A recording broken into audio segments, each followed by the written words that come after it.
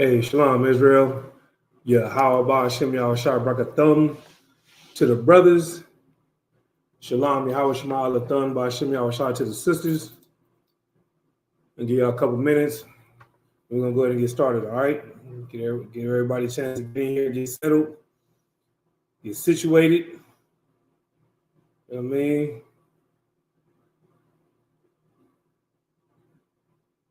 About to go ahead and get it, all right? Give everybody a couple seconds, man. As y'all coming in, if y'all can like and share the class and let everybody know that we live on Facebook, YouTube, and Twitter.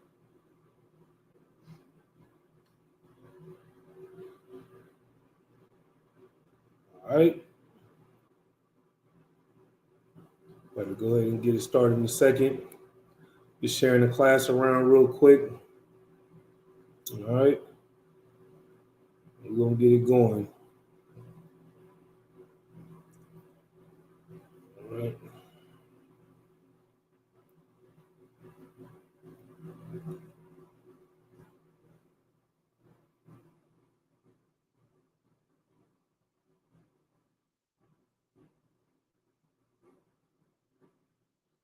All right. Let's see.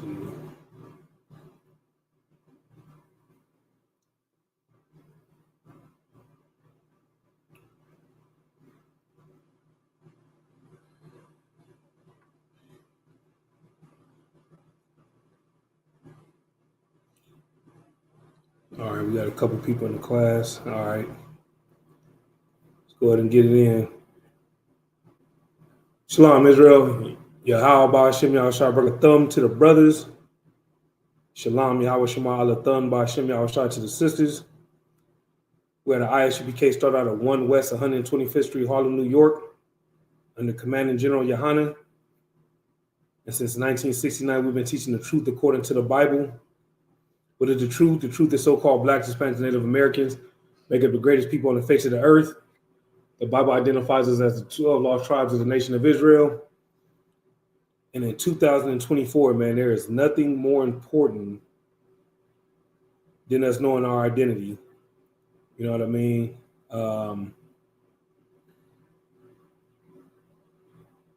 With the loss of our identity, y'all bear with me. I'm just sharing the class around. All right. Bear with me. If y'all can like and share the class, let everybody know we live. You know, so you can find us on Facebook, ISUPK Las Vegas. You can find us on YouTube, ISUPK, or sorry, on YouTube, Las Vegas Israelites. And you can find us on TikTok as well, ISUPK Las Vegas, or Las Vegas Israelites on TikTok as well. ISUPK Las Vegas on Twitter. All right. So again, if y'all can like and share the class, let everybody know we live. If anybody has any questions, you know what I'm saying, you go ahead and type them in. Lord allow, I better get your question answered tonight. If not, I will write your question down, and Lord allow, I'll have it by next week's class. Lord allow, I'm teaching class next week. I know it's been a minute. As y'all know, my schedule changed, so I slave at night mostly. You know what I mean? But don't got to go in too early tomorrow, so I figured, man, let me go ahead and knock the cobwebs off, man, and get back up in this class, man, and do what I enjoy doing. You know what I'm saying? Because when we go to our slaveries and we clock in, we call them slaveries for a reason, because that's exactly what they are. Those are our slaveries. But as priests and prophets of the Lord, when we get to go live on YouTube or go live on Facebook, or we go out there in the corners, that is our job, and that's what we look forward to doing. You know what I'm saying? Getting out there in them streets, or getting out here and teaching these classes to wake up the 12 lost tribes of the nation of Israel. You get my point? Again, we have class in the Las Vegas area every Tuesday, Wednesday, and Thursday from 7 to 9 p.m. Tuesday is a brotherhood class. Wednesday is the biblical law class. And Thursday is the scripture breakdown class. All right. So again, if anybody has any questions, you can go ahead and type them in. If not, we're going to get into the topic. All right. The topic for tonight's class is, even in tough times, you know what I'm saying, you must endure. That's pretty much the breakdown of the title. The title says endure to the end, because I didn't want no super long title. You get what I'm saying? But The reason why I chose this topic tonight is because there are going to be some brothers and sisters that's going to come into the truth. They're going to learn that they're Israelites, and they're going to learn that they're from the tribe of Judah or Ephraim, you know what I'm saying, or Gad. And they're going to think because they know that they're Israelites, that just like that, their life is going to become super easy. And they're not going to have no stress in their life, no problems in their life, none of those things. You see what I'm saying? And Lord allowed through these scriptures pertaining to this topic, Lord allow we'll all have a better understanding, you know what I'm saying, that being in the truth and serving the Lord does not mean, you know what I'm saying, that you will not have to endure, right? Christ said it himself, I'm paraphrasing, he said, he that endure to the end shall be saved. You see what I'm saying? What brothers and sisters have to understand is this is not a sprint, this is a marathon. You see what I'm saying? You got a lot of making up to do. You get my point? If you found the truth at 40 years old, that means from about 8 years old up until the age of 40. So you're talking about at least a good 30 years, you were a wicked, evil individual, whether you were male or female, right? So you're about 8, 9 years old. That's when some of us started doing, you know what I'm saying, evil shit at a younger age. But the point that I'm trying to make is when you were in the world, you did worldly things. You see what I'm saying? And so, you know, when you come into the truth, you know what I'm saying, that's a time period for you to clean yourself up through the Spirit of the Most High in Christ. You see what I'm saying? And through that washing away the old man, you become a new man, you become a new woman. You get my point? And in that, you know what I'm saying, you learn how to serve the Lord. And through these scriptures, you'll have an understanding that even in tough times, you know what I'm saying, it is mandatory to serve the Lord, because the one thing, let me ask y'all this, what's the one thing you cannot do when times get hard? What's the one thing you can do it, you know what I'm saying? You do it at your own risk. You get my point? But I wouldn't suggest it. So my question to the class is, what's one thing you shouldn't do when times get tough? That's true, but give me some more though. What do you mean by that? When you say you're right, that's the right answer, but I want a little bit more though.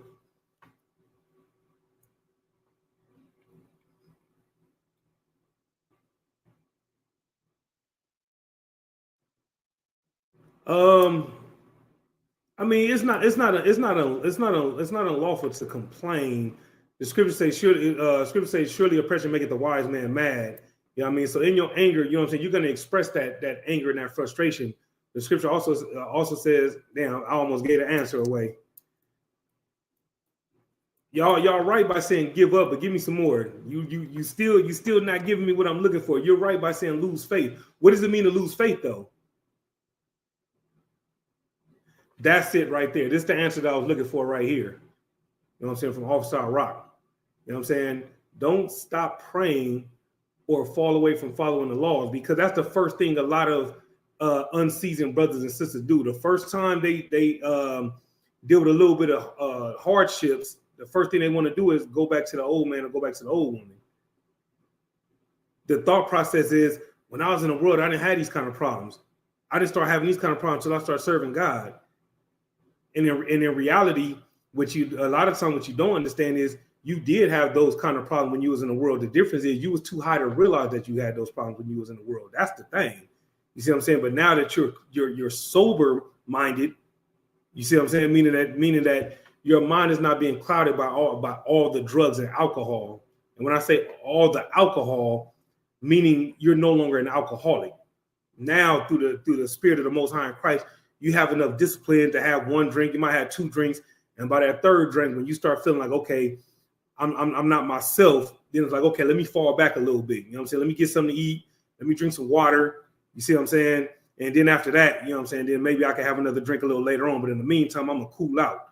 That's the difference between being in the truth and having that wisdom and being in the world. You'll just keep drinking and drinking and drinking until you say or do something that you can't take back, or until you're just throwing up all over the place and embarrassing yourself.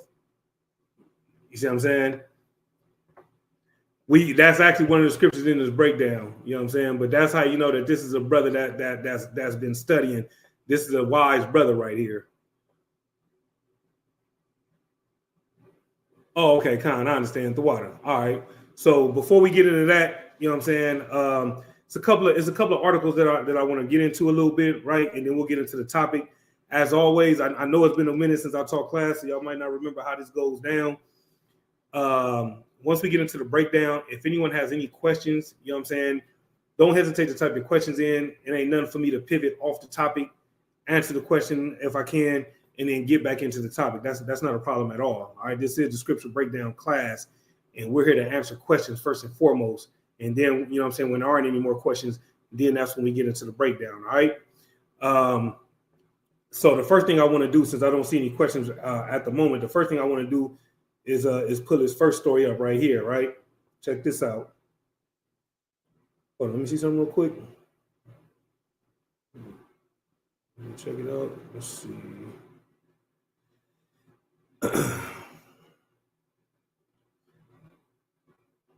All right, check this out. This says Atlanta releases body camera footage 2 years after fatal police shooting at a Buckhead restaurant. All right. This is courtesy of WABE. All right, that's the website. It says body camera footage shows 22-year-old Nigel Cullins eating at the bar at a Buckhead restaurant in 2022 when 2 Atlanta police officers approach him and eventually shoot him to death approximately 10 times, right? So now let me stop right there real quick, right? The reason why stories like this is important is because I did a video a couple of weeks ago about Lizzo and about how the oppressor used her as a tool to try to influence our women and men by default, by influencing our men and women to think that it's okay to live an unhealthy lifestyle. You see what I'm saying? That it's okay to be, you know what I'm saying, overweight, that it's okay to not be healthy. You see what I'm saying? Lizzo pushed that agenda real hard, real strong, and she stood on it, right? To the point where South Park did a movie not too long ago, and she was, you know what I'm saying, they drug her all throughout that movie, right? In the first video that she posted, you know, she was boasting about it initially, and then a little while later she did a complete 180 and she was complaining, or she was crying, and she was offended, and she, you know, considered it racism, right? So I did a video basically talking about how the oppressor did what he always does, which is use our people as pawns. And once they use us up, right, then they spit us out and they get rid of us, right? So she went from being on top of the world where you couldn't turn on the TV or turn on the radio without seeing or hearing her, to now where she's a laughing stock. And now she realizes that they played her. And the whole point of the video was, we got to stop letting the oppressors, you know what I'm saying, use us as pawns, and we need to not continuously fall for these traps that are set by celebrities who are being paid by the oppressor. You see what I'm saying? And in the midst of that, you know, I caught a little bit of backlash, right? And so my whole thing is this: while y'all got mad at us for telling the truth, I don't see y'all getting mad about, you know what I'm saying, all these killings that are done by police officers when it comes to so-called Blacks, Hispanics, and Native Americans. And a lot of these shootings, these men are unarmed and they're not a threat. You see what I'm saying? If y'all got half as mad about that as y'all did about, you know what I'm saying, us telling the truth about, you know, being healthy and taking better care of yourselves, we better come together under one banner. You see what I'm saying? But the thing about it is, our people have been conditioned to hate the truth. Our people believe that they're above reproach, and that's part of the problem right there. You get what I'm saying? So I just want to say that real quick. You know what I'm saying? Hey, I was there earlier too, brother. Most High in Christ, brother. So I just left the gym. Thanks to my brothers in the UPK for keeping me accountable. And that's all we try to do with these videos, with these classes when we out there at camp. Anytime we out there teaching. And understand this though, the things that we teach don't just apply to the people that we're talking to; they apply to ourselves as well. We not like these pastors who stand up there on the goddamn pulpit and say, don't do this and don't do that. You shouldn't be doing this. You shouldn't be doing that. Meanwhile, we're doing the complete opposite of everything that we're telling you not to do. That's not how that works. You see what I'm saying? But let's get back to the story, right? It says, over the past 2 years, the family of Nigel Cullins, who was shot and killed by police at a Buckhead restaurant, has questioned why authorities didn't do more to de-escalate the situation. They say the 22-year-old black man had mental health issues, with his mother calling 911 earlier that day for help. Video released by the Atlanta Police Department this week is more than 2 hours long and combines footage from Atlanta police officers, restaurant surveillance cameras, and audio from 911. Cullen's family has pushed for its release, including an unedited version since the shooting in 2022, to try to bring accountability and transparency to the case. The family also filed a wrongful death lawsuit against the city of Atlanta and others involved in Cullen's death in federal court last month. I'm gonna go ahead and stop right there because I think y'all get the point that I'm trying to make. You get what I'm saying? These are the kind of things that we're dealing with in 2024. So for those that believe that racism isn't still alive and well, I just gave you one example, and in a few minutes I'm going to give you another example. You get my point? Not only was this brother unarmed, but this brother has mental health issues, right? And the police did what they do best, you know what I'm saying, which is shoot first and ask questions later. Because the reality of the situation is this: had they handled that with some decency and some decorum, they probably would have found out that the brother had mental health issues, and they probably would have been in a position to where they could have called a professional in there to come de-escalate the situation. Or they could have used a different means of force, right? So the question that I have for y'all is, what do the police have outside of weapons training? This is a question that I have for the class. What do the police have other than weapons training?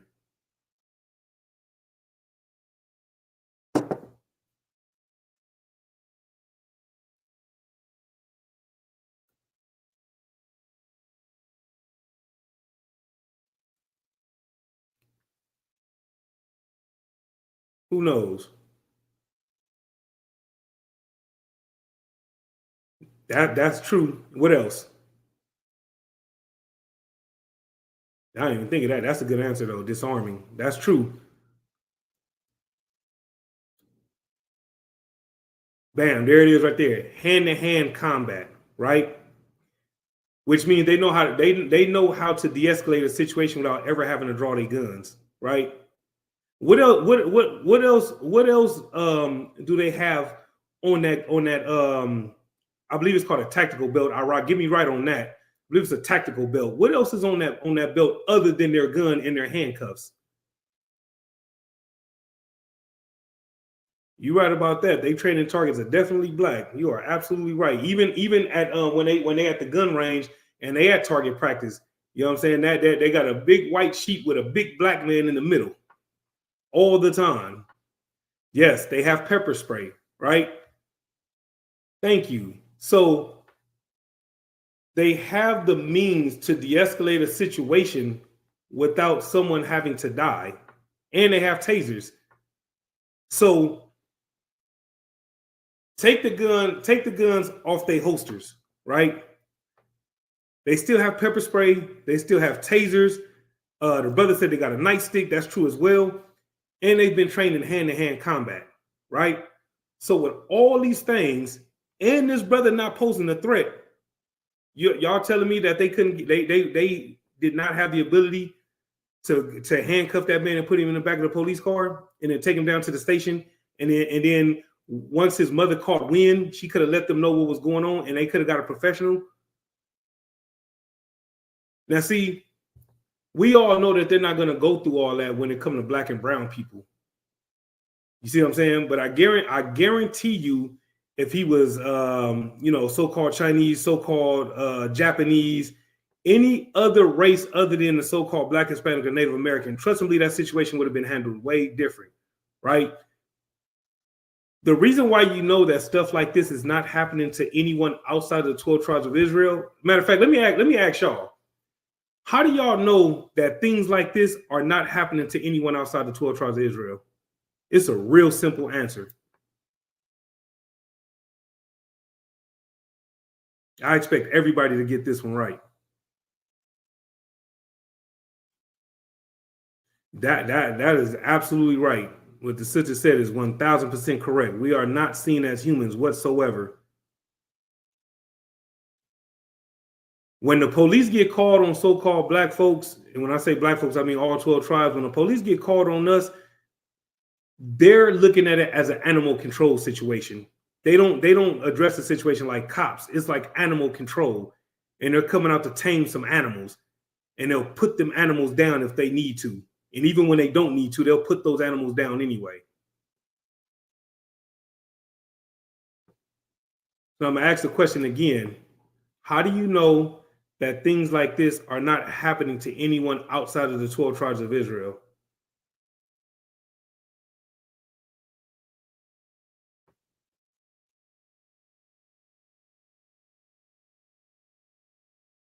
Real simple.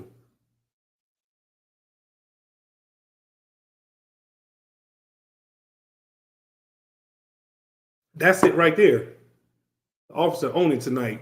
That's it right there, though. You got to think about it.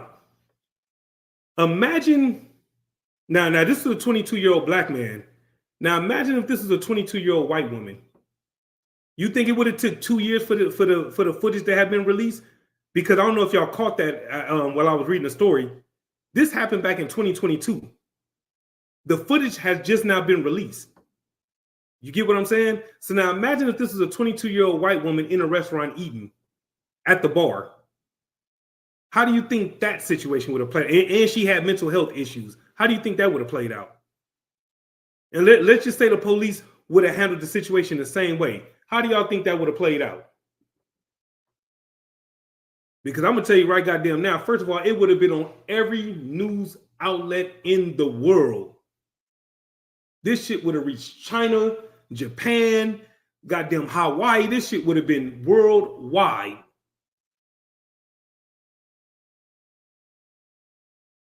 But this is how you know that this is only happening to the 12 tribes. Exactly. They would have stood trial. Meanwhile, this brother's parents is still looking for justice. His family's still looking for justice. So if his family 2 years later is still looking for justice, what does that let you know about the officers involved? So this just goes to show you, like, these are the kind of things that we should be getting mad about. Not getting mad over a video that we did, and which is so crazy because we sitting here making videos saying that we as a nation need to be healthier. We need to eat better. You see what I'm saying? We need to put the drugs down. We need to stop being alcoholics. We need to stop putting all this poison into our bodies. These are the kind of things that we teach, and you come after us, but meanwhile, you have nothing to say about the Atlanta Police Department. Here's another one for y'all. That's it right there. They're still employed. From my understanding, I didn't read the rest of the story, but the fact that they're still looking for justice. If we don't know nothing else, we do know that those police officers are not in jail. If we don't know nothing else. So if they're not in jail, let's just say that they did get fired by Atlanta PD. You think they didn't take them credentials and go somewhere else? Because I can promise you they did. And this right here, what the brother just dropped, is heavy, but yet extremely sad. This is how they make us respond. Our family members get gunned down in the streets, and we gotta stand in front of them cameras, put on a brave face, and say, "Well, we just gotta pray for them, you know, because God loves everybody, and if God will forgave those officers, then we have no choice but to forgive those officers too." And these are the kind of things, that we say every time we get in front of the camera. We want justice. We talk about justice, but we also talk about forgiveness. Brother said a minimum is paid leave so they can look for employment in the county down the street with full recommendation. Liz, you better believe it. You better believe it. You see what I'm saying? Now, again, this only happens to the 12 tribes of Israel, but nobody wants to get mad about this except the brothers and sisters in the UPK. You get my point? So if y'all think that one was bad, and I don't mean that in a light way or making light of the situation, but I got another one for y'all. Check this one out. Let me see something real quick. Let me go to it. Okay, here we go. All right, y'all, check this one out.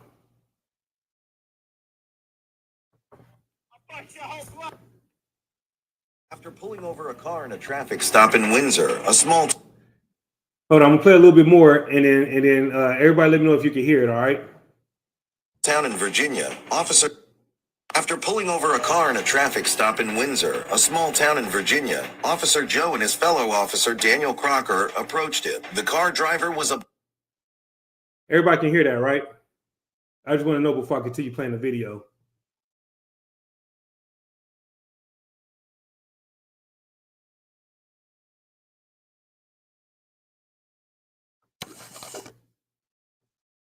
All right, solid. I'm gonna keep playing. Y'all check this out.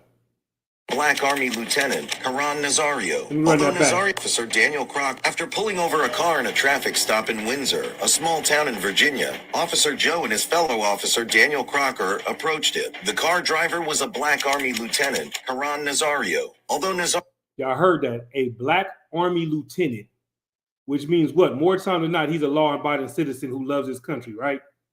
Nazario kept asking what was the reason behind this traffic stop. Officer Gutierrez didn't deem it necessary to answer the question and asked him to leave the car. When Nazario asked for a reasonable justification first, the officers pointed their guns at him. Obviously, this made the Army lieutenant even more concerned for his safety. Expressing his concerns, Nazario said that he was afraid for his safety, to which Officer Joe replied, "You should be." Let me stop right there. Have y'all ever seen a video like this where a so-called white man or white woman said that they were afraid for their safety and the cop's reply was, "You should be"? Anybody ever seen that before? Let's get some more. Yeah, you should be. Get out. Get out. Get out the car. Get out now. I have not committed any crime. And when Nazario kept denying to leave his car without any reasonable explanation, Officer Joe proceeded to pepper spray him. After that, the cops got him out of the car, and as if it wasn't enough, they kicked him, forced him to the ground, and handcuffed him. Now, mind y'all, this is an Army lieutenant, right? And all he did was ask questions. He didn't try to draw no weapon. He didn't have any aggression whatsoever. All he wanted to know was, why do y'all want me to get out the car? You get what I'm saying? This is in the UPK. And then once they pulled their guns out on him, he said he was scared for his safety. And what did the officer say to him? "You should be." I didn't even want to play the rest of the video because of how sickening it was. They pepper sprayed that man, kicked that man, beat that man, and handcuffed that man. And for what? Because he didn't want to get out the car. And mind you, in that video, they never said what the man did. Oh, Khan, you're right, Armando, about that's the same one. The brother was in full uniform. So you know he wasn't lying about who he was, right? And the brother said it happened to him. We're going to have to talk about that one day. We're going to definitely have to talk about that one day. You know what I'm saying? But that's the thing.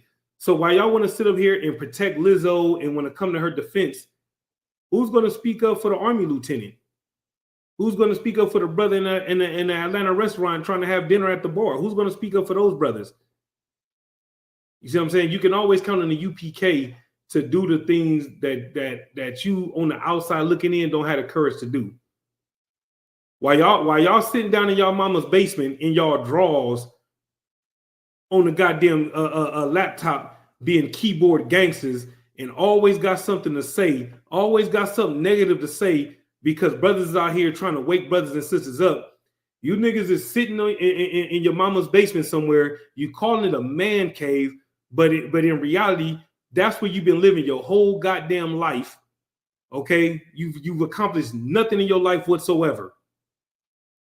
Now I'm not directing this towards a brother, you know what I'm saying, who's going through tough times and had to move back in with his parents for a little bit till he get his life back in order. Now I'm not talking about those type of brothers because we've all experienced those type of hardships where we had to move back home for a little bit. That's not who I'm talking to. I'm talking to the brothers who have accomplished absolutely nothing in their whole pathetic lives. And they in the highlight of their day is getting up in a crusty ass drawers, sitting in front of a computer and scrolling through videos and looking for shit to criticize. Those are the ones I'm talking to. You niggas ain't got nothing better to do than to criticize the only people that's out here trying to fix our people. You niggas are not part of the solution. Niggas like you are part of the problem. Nobody's talking about what happened to this Army lieutenant. Nobody's talking about what happened to that brother in the Atlanta bar 2 years ago, mind you. The fact that we just not hearing about this lets you know just how wicked this empire is. And here's the thing, right? This is more so rhetorical, but if y'all want to answer, feel free. If they was able to bury a story like this for 2 years, what else do y'all think they've been hiding for the last 2 years, 3 years, 5 years, 10 years? This is the problem with us as a people. We've been conditioned to love the enemy and hate our neighbors. The Christian church has taught us that our neighbors is anyone that lives next to us, specifically the oppressor. Meanwhile, we've been taught to thumb our nose down at everybody else. All our people, we look at them like we better than them. But when it comes to the oppressor, we guard our way to hold doors open for them and all kind of stuff like that. Now, this right here is ridiculous. This right here. Something similar happened to those buried brothers by that prison in Georgia. I'm not too hip to that, but I definitely need to look into it. We can rap about that later on as well. But this is the kind of stuff that I'm talking about, though. The sister said there's a movie called The American Society of Magical Negroes, and it's about the issue, and they made it comedy. Of course they did, because the condition of black folks is funny to all these other nations. We're nothing more than a laughing stock to these other nations. We're nothing more than court gestures. Whether we're athletes, whether we're entertainers, whether we're comedians, whatever the case may be, is run nigga run, is shut up and dribble, is go out there and throw touchdowns. You know what I'm saying? But you better keep your goddamn mouth shut. You see what I'm saying? This is why it's absolutely foolish for us to look to these athletes and look to these celebrities to be leaders. Watch the Tank Davises of the world. The brother is an amazing fighter.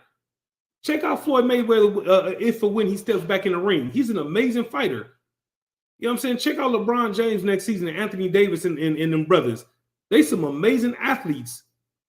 But when it comes to the issues that's plaguing the black community, you should be going nowhere else than the Israelite School of UPK under Commanding General Yohana. That's where you should be going to fix the problems of black folks and to report the news that's going on with black folks, because we're the only ones that actually care. Everybody else makes it a joke and thinks it's funny. You know what I mean? So I just wanted to, you know what I'm saying, drop those two stories real quick, because the thing about it is I wanted to show our people what we really should be getting mad about, and not a video talking about how we need to be healthier and how we need to eat better. You know what I'm saying? So if anybody has any other comments, you know what I'm saying, go ahead and drop them in. Or if you have any questions, go ahead and drop them in. If not, we're going to go ahead and get to the topic. All right. And listen, and that's what it's all about right there. You see what I'm saying? This is why there's certain podcasts that I do listen to. You know what I'm saying? I'll listen to Cameron and Mace's podcast. I'll listen to Corey Holcomb's podcast. You know what I'm saying? Every now and then, Gilbert Arenas' podcast, they'll say some real shit here and there. You know what I mean? But for the most part, all these podcasters, they all reading from a script, and they all know that they got to stay within them lines. Kwame Brown, that's another one who has a good podcast, who don't mind speaking the truth. You see what I'm saying? The story about the Army lieutenant probably didn't make the news, but you know what did make the news? Caitlin Clark not making the goddamn Olympic team. She didn't make the USA basketball roster, and that's news that they was talking about all day long. Meanwhile, the brother get assaulted by the police. No, that's business as usual. Ain't nothing to worry about. That's what we do. It ain't nothing. And this right here is real talk. You see what I'm saying? This is why you cannot count on a Kanye West or a Nick Cannon. You see what I'm saying? Because they don't have what it takes. All you got to do is threaten to take their money, and they be good. They be quiet. They won't say nothing else because they want to make sure that masses gives them good eats, like our rock like to say. And it just goes to show you that Christian spirit on them, because they all got millions and millions of dollars already. And you're scared of losing more millions of dollars. Meanwhile, your people is out here suffering and you don't give a damn. But that's what's expected, because these so-called pastors are doing the same thing. They collecting thousands of dollars, and our people are still out here starving in the streets. You know what I'm saying? It was 111 out here in Vegas today. 111. You know how many homeless black folks I've seen out there coming home from the slavery? But meanwhile, these pastors who have the money and who have the shelter, who have the means to get these brothers and sisters off the street, what do? They ride by and they might throw a loaf of bread at them. They might throw a bottle of water at them. You see what I'm saying? But they're not gonna come out the pockets and you know what I'm saying, get them the money that they got from the people, mind you. You see what I'm saying? So that's it on that, man. If nobody got any questions or comments, we're gonna go ahead and get into this topic, man. This is a very important topic, and this topic, you know what I'm saying, is for all of us, right?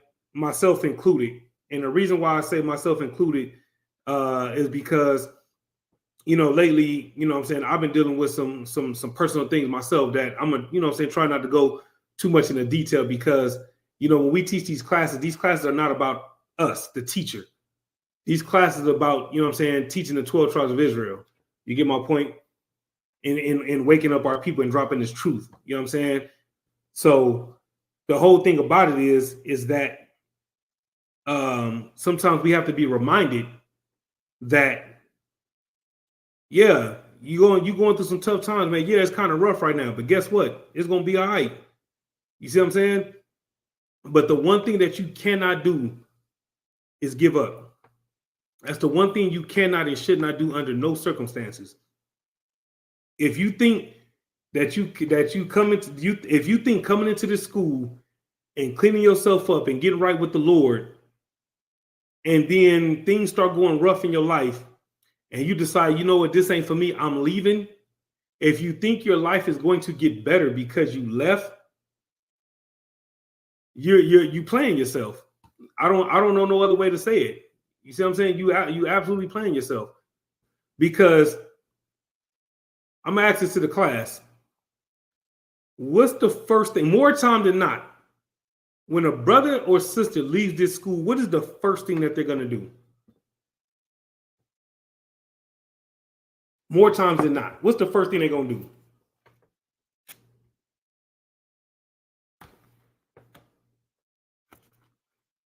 There's no wrong answer to this question, but we got a pretty good idea of what's gonna happen when a brother or sister leaves the school. That's true, but give me some more though. That's it right there. That's the answer that I was looking for specifically. Now you got it, brother. That's what I was looking for. More times than not, the first thing that they're gonna do when they leave this school is get high, and a lot of times it's gonna be the very same day. You see what I'm saying? They're gonna get it. They're gonna get a cover to their camp leader. They're gonna leave the school, and they're gonna say, "Oh, I'll be back," and all this other stuff. They're gonna say all these different things. And the first thing they're gonna do is they're gonna call a connect, and they're gonna go buy some weed, and they're gonna get high. That's what they're gonna do. And then once they get high, they're gonna think that all their problems are solved and everything is good. And then they're gonna wake up the next morning in jail because they went and did something stupid. Now, I'm not wishing this on no brother, no sister whatsoever. But what I am saying is, if you turn your back on the Most High will turn his back on you. And once the Most High turns his back on you, you know what I'm saying, it's pretty much hunting season after that. So That's just how that goes. You cannot serve the Most High and then turn your back on the Most High and think that you're getting over on the Most High.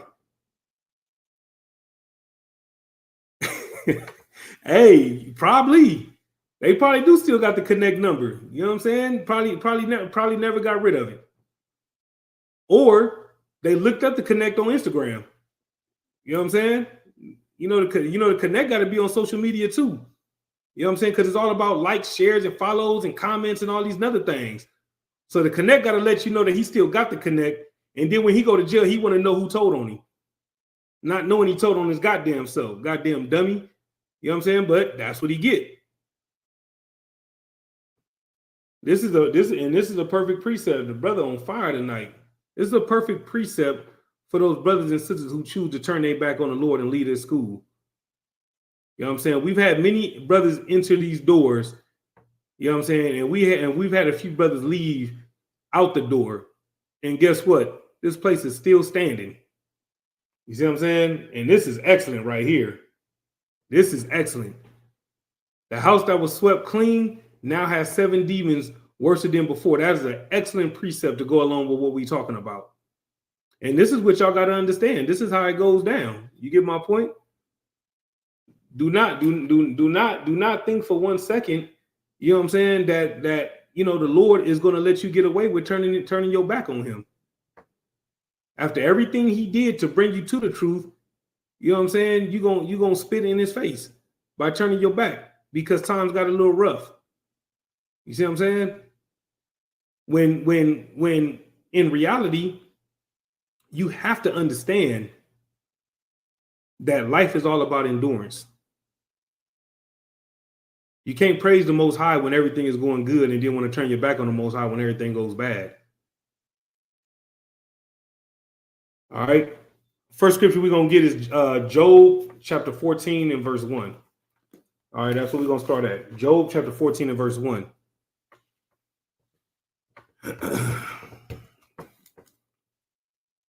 Job chapter 14 and verse 1. Man that is born of a woman and it is a few days and full of trouble. So Job is letting you know off the top, man that is born of a woman is a few days and full of trouble. Which means what? Understand that once you enter this world, there's going to be some tough times. I'll give you a perfect example. I know this cat ain't the truth, but I'm using this cat for a reason.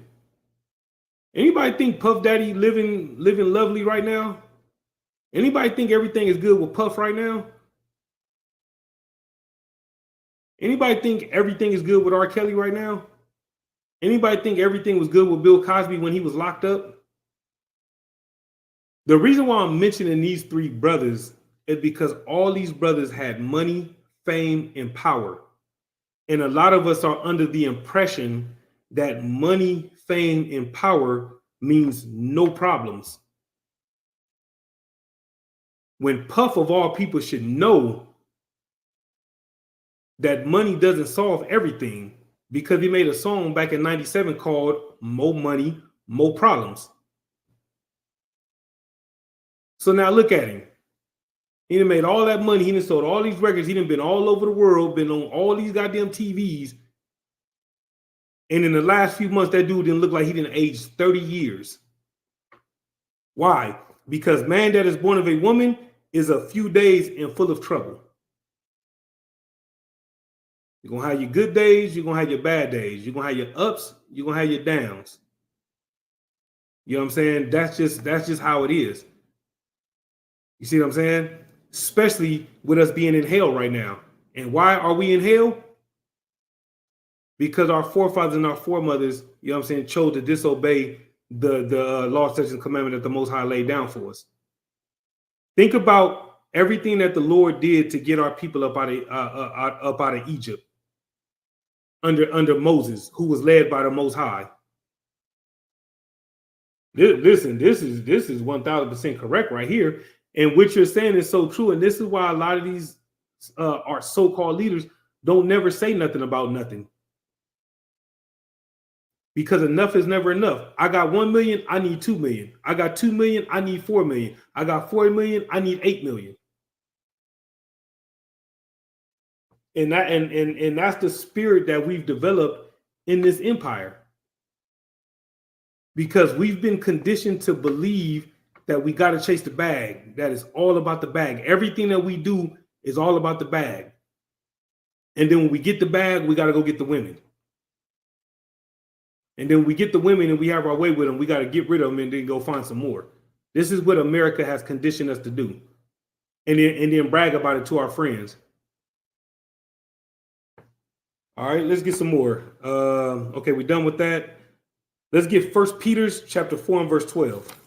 All right. 1 Peter chapter 4 and verse 12.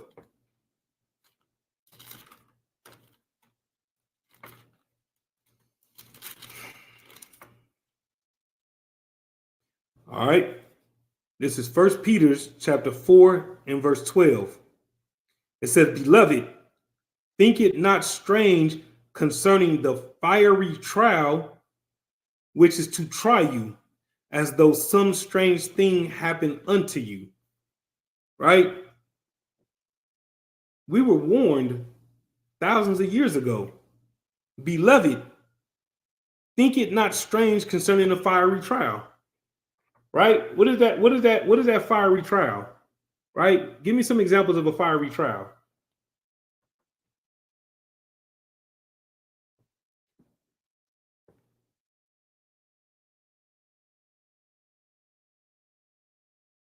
Hey, Shalom, says Most High in Christ. If you have any questions, go ahead and type them in, all right?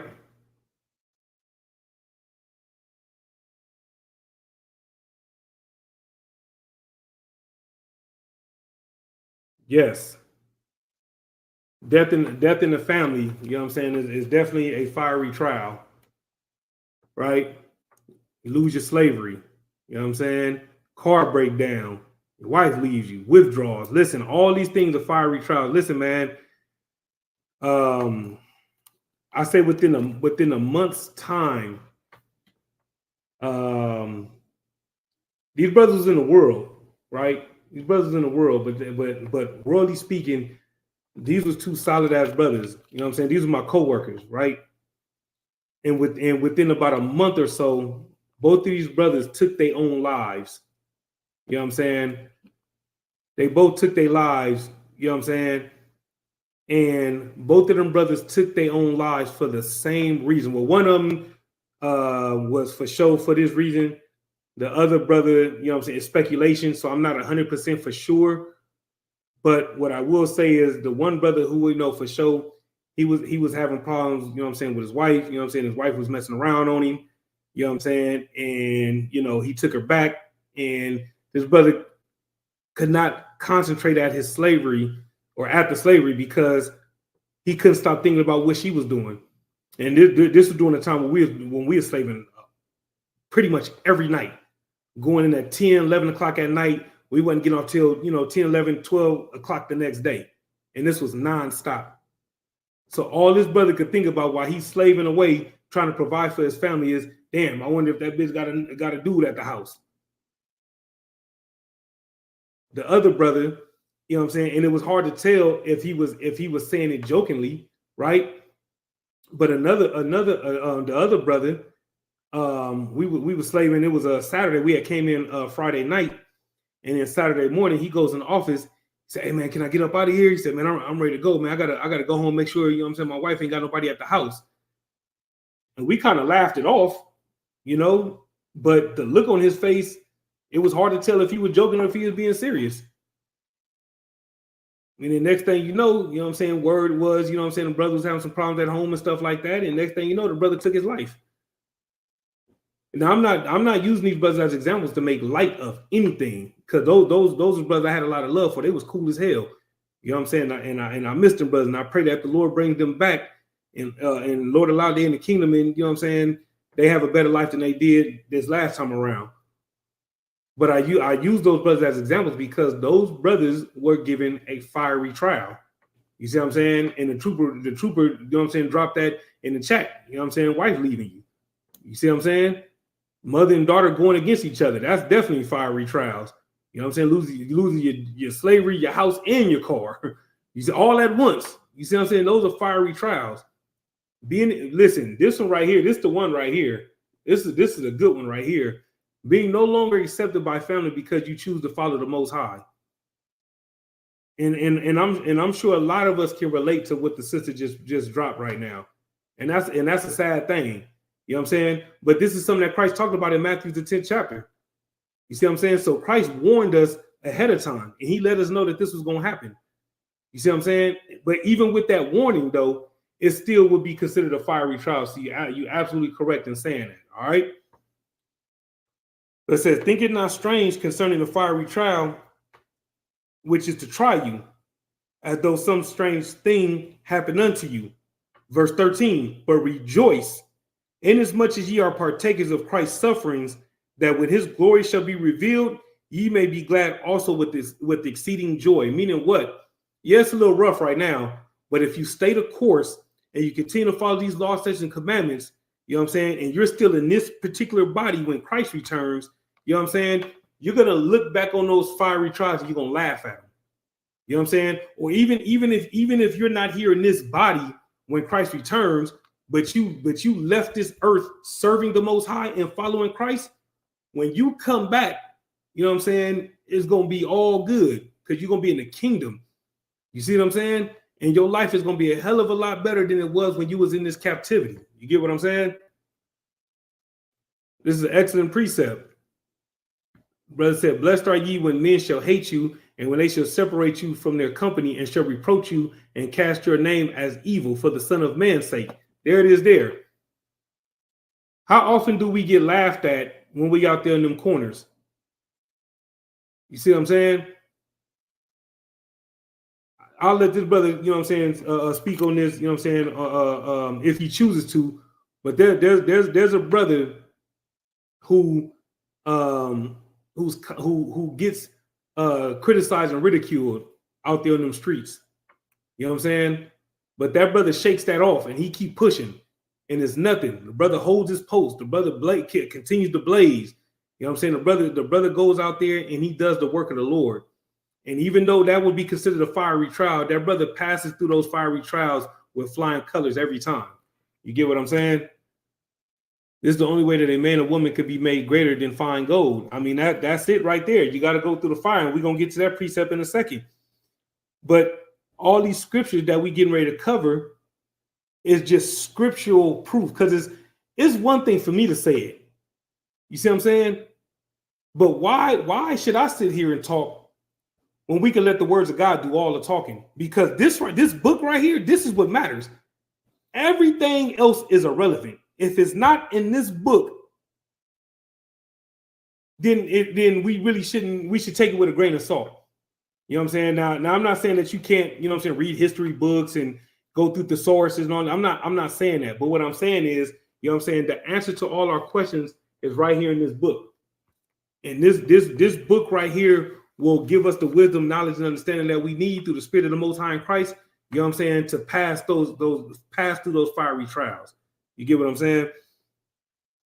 All right, we done there. Let's get are we done there? Isaiah 45 and 7. Excuse me, so we're done with First Peter's. Now we're going to Isaiah. Isaiah chapter 45 and verse 7.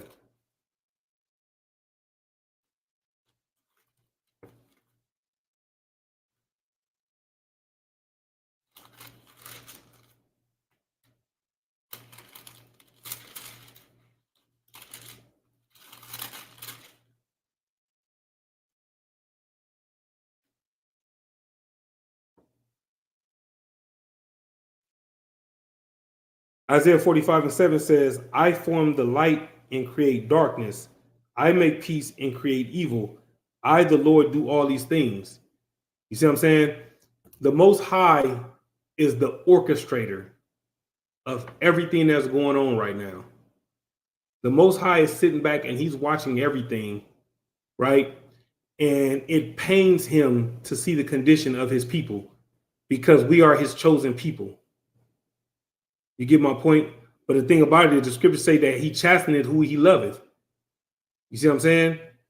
And for those that's not familiar with Job, you got to remember, you know what I'm saying? The Most High gave Satan the green light to do everything to Job except take his life. And that's exactly what Satan did. And Job, you know what I'm saying, got through his fiery trials. And in the end, Job got everything back and then some. What is my point in saying this? This is what we have to understand. All throughout these scriptures, we hear about brothers dealing with different things, different hardships, right? This is the kind of thing that we read about all throughout these scriptures, right? Whether it was Moses, whether it was Aaron, whether it was King David, you know what I'm saying, whether it was Job, whether it was Paul, or whether it was our King Yahushua, right? Y'all think y'all better than them? Y'all think y'all better than the men that I just named? And I only named a few of them. Do y'all think that y'all are better than those men? Because I know I'm not. I'm not on Paul's level. You know what I'm saying? I'm for sure not on Christ's level. But I follow Christ so that Lord allow I'll be accepted in the kingdom when that day comes. But the whole point that I'm trying to make is, if these great men that were so great that they were written about in this book went through the things that they went through, who the hell do you think you are? And what makes you think you're so special that you don't have to go through things? Because a lot of us, myself included, at one point in time, really did think, man, I didn't found the truth, man. Growing my beard out, growing my hair out. It took a long time to get this hair to grow out. You know what I'm saying? I ain't even going front. It took a long time. You know what I'm saying? But during that time, this was around 2016, 2017. You know what I'm saying? I had way fewer grays back then, right? But the thing about it is that during that time, I'm like, damn, I finally found my home. I found where I was supposed to be.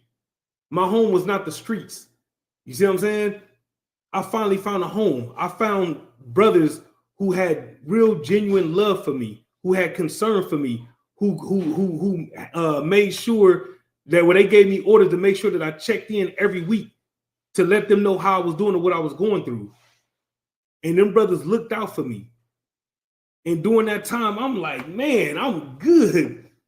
Everything is good because I found the truth. I found my home. And slowly but surely, a few things started to unravel. And during that time, I'm like, well, wait a minute. Why is this happening?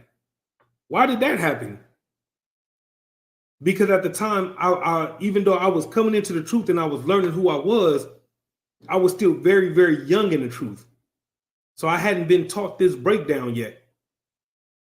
But once I was taught this breakdown, it made everything make so much sense.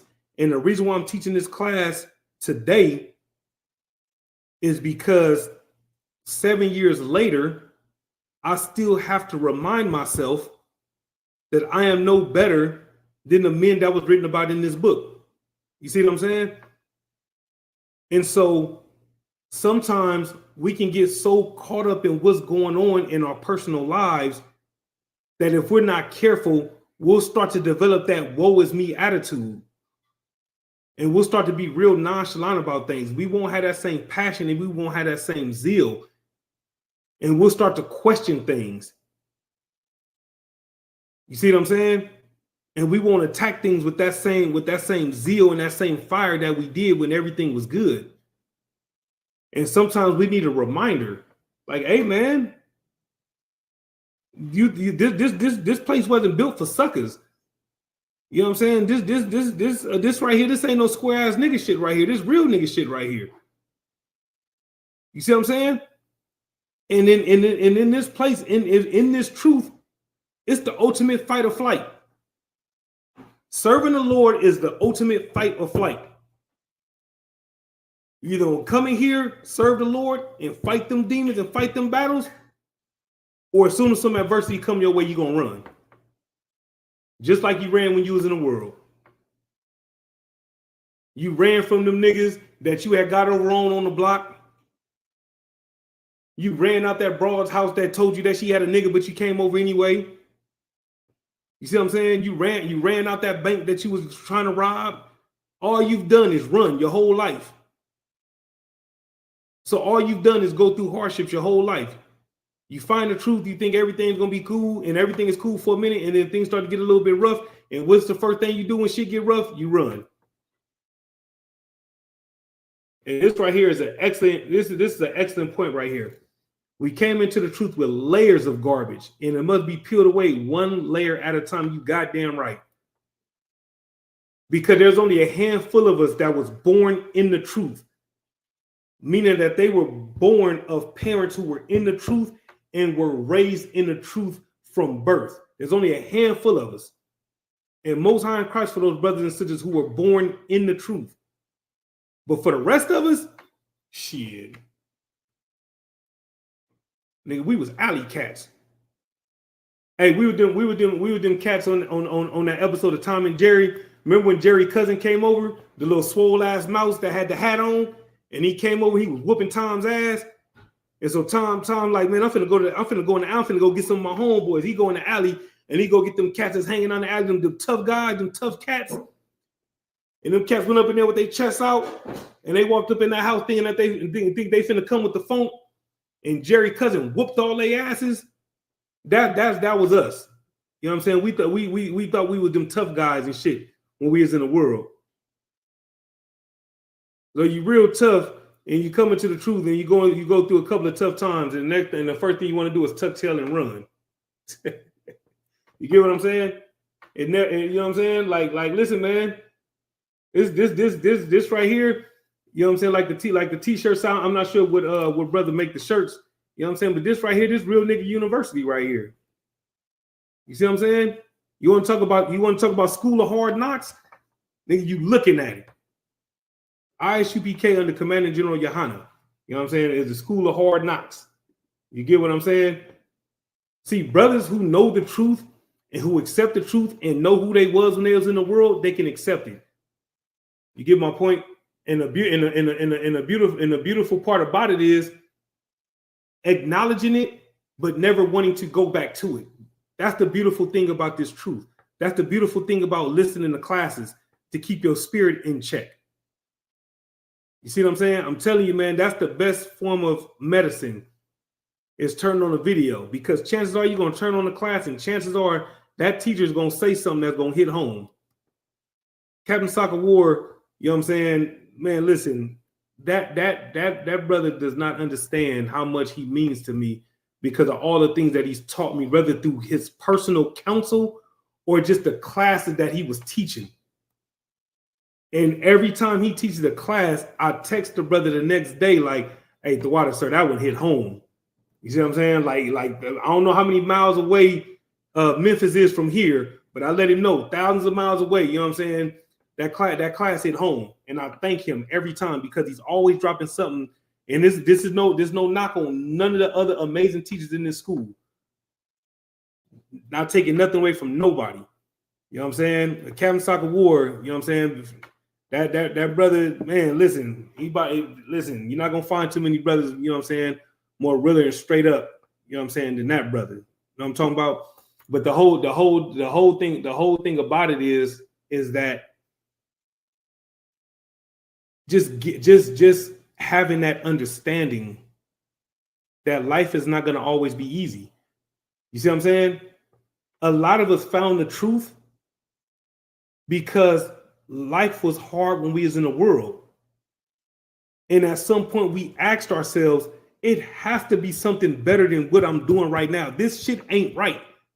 It's got to be something out there that's better than what I'm doing. This is not working. I've been doing this for the last 5 years, 10 years, however long. And I end up in the same place every time. Something's got to give.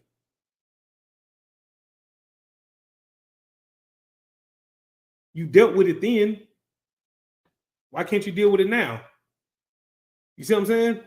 Because the thing about it is when you're going through things, the beautiful thing about being in this school, or one of the many beautiful things about being in this school, is when you're going through things, you could pick up the phone. You know what I'm saying? That man, listen, man. And I know the brother, you know what I'm saying, he's not gonna like what I'm getting ready to say right now, you know what I'm saying?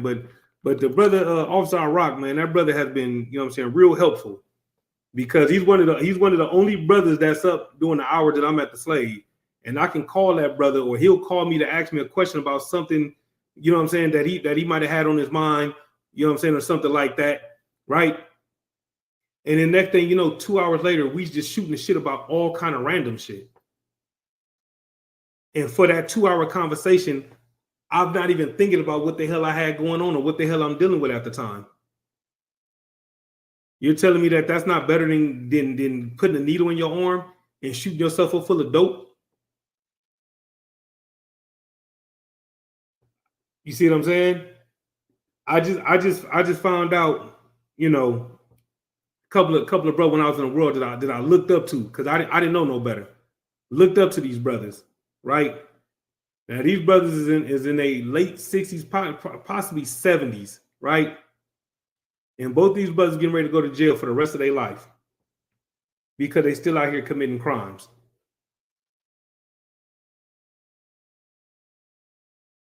Think about that for a second. You're out here in your late 60s, early 70s, and you still got that street mentality. You still got that gang bang mentality. So now, no more kids, no more grandkids, none of it. It's all gone. You get what I'm saying? But with this truth, there's a brother who will hold you accountable and will keep you from doing something stupid that you'll regret for the rest of your life. Hey, sometimes, brother, hey, you know what I'm saying, with age doesn't always come wisdom. You are absolutely right. That's heavy as hell, but it's real talk though. You get what I'm saying? And it's a damn shame. And what's so bad about it is these brothers, you know what I'm saying, when you get to talking to them about history and stuff like that, these brothers know a lot about a lot of stuff. But as old as they is, they couldn't stay out them goddamn streets. And now look at them. And so it's examples like that that make me thankful that I'm here. It make me appreciate the Most High that I'm here. So even with all the personal things that's going on, what we have to understand is shit could be a hell of a lot worse. As bad as things is, this is something that we have to tell ourselves. We don't want to tell ourselves this, but it's the truth. As bad as things are, things could be a lot worse. You want to find out how much worse things could get? Turn your back on the Most High. If you saying to yourself, if you feeling bad because you lost your slavery, or you know what I'm saying, you arguing with your woman every goddamn day, or the kids don't want to listen to you, or whatever the case may be, right? You went to the casino, you went in there with $100 to spend, you lost $100, and then you went in there and you spent your rent money. If you think that's bad, which it is, and you tell yourself that this is as bad as it can get, stop following these laws of God and see how that works out for you. You get what I'm saying? And this right here, what the brother just said, unfortunately, that's a lot of our dads. You know what I'm saying? I'm gonna tell you something right now. My dad is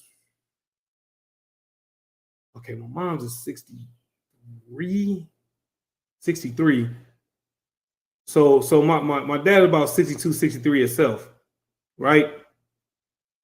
And to this day, the reason why my dad lives with his sister to this day is because he kept taking his rent money and going to go buy dope and going to go buy hoes to this day.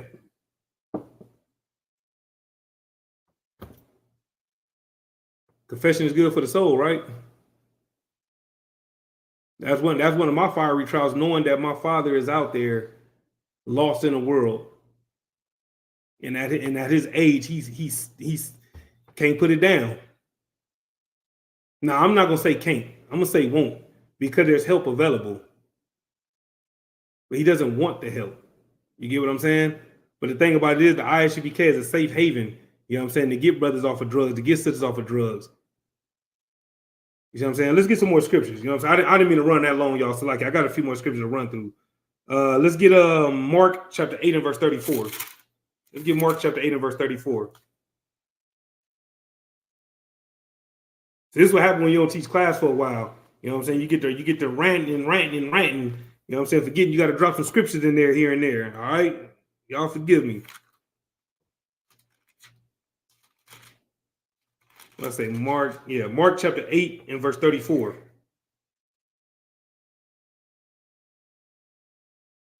And when he had called the people unto him with his disciples also, he said unto them, whosoever will come after me, let him deny himself and take up his cross and follow me.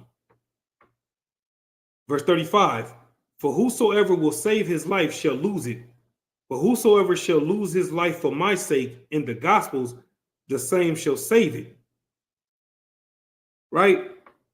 So why are these scriptures so important? The reason why I pulled these scriptures in this context is because what we have to do is we have to deny ourselves. And what I mean by deny ourselves is not just, you know what I'm saying, the lustful things, but I'm talking about denying ourselves of that. Oh my God, life is just so hard. I don't know what to do. I got this going, I got that going on. All that self-pity and all that. You see what I'm saying? You cast all that stuff to the side and you pick up that cross and you follow Christ. You think Christ's time, when he was here, you think it was easy for him? Because it wasn't. This is the greatest man that ever walked the face of the earth. And he went through it. So if he had to go through some things, like I asked earlier, what makes you think that you're not going to have to go through some things? This is something that I'm probably going to be saying throughout the rest of this class, because this is something that we all need to put in the forefront of our minds. We cannot possibly believe that we're so special that we're not going to go through some things. When you say live, give me some more. What do you mean by that exactly?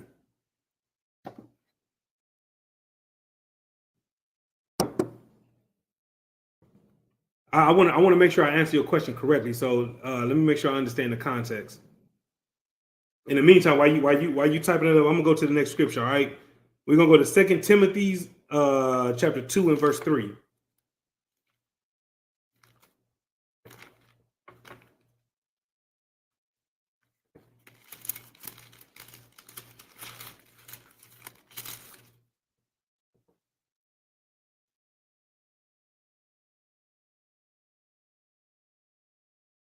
All right, while you typing that up, I'm gonna read these scriptures and I'll come back to you. All right, this is 2 Timothy chapter 2 and verse 3.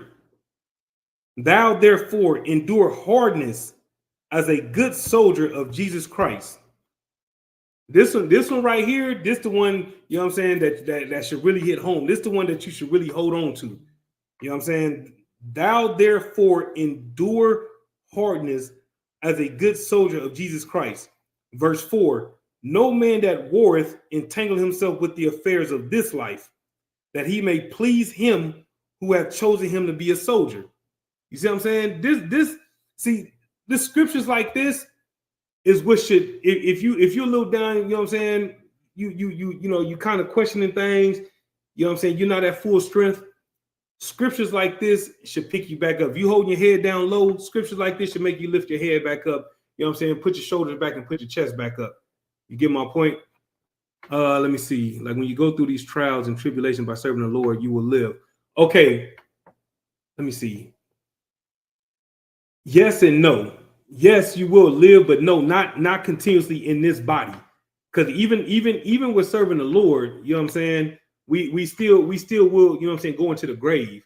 But the thing about it is, though, when we serve the Lord and we leave here still serving the Lord, when we come back, we'll come back serving the Lord. And when we come back, our condition when we come back will be better than the condition that we was in when we left. And what I mean by condition is we won't be in the hell that we in right now.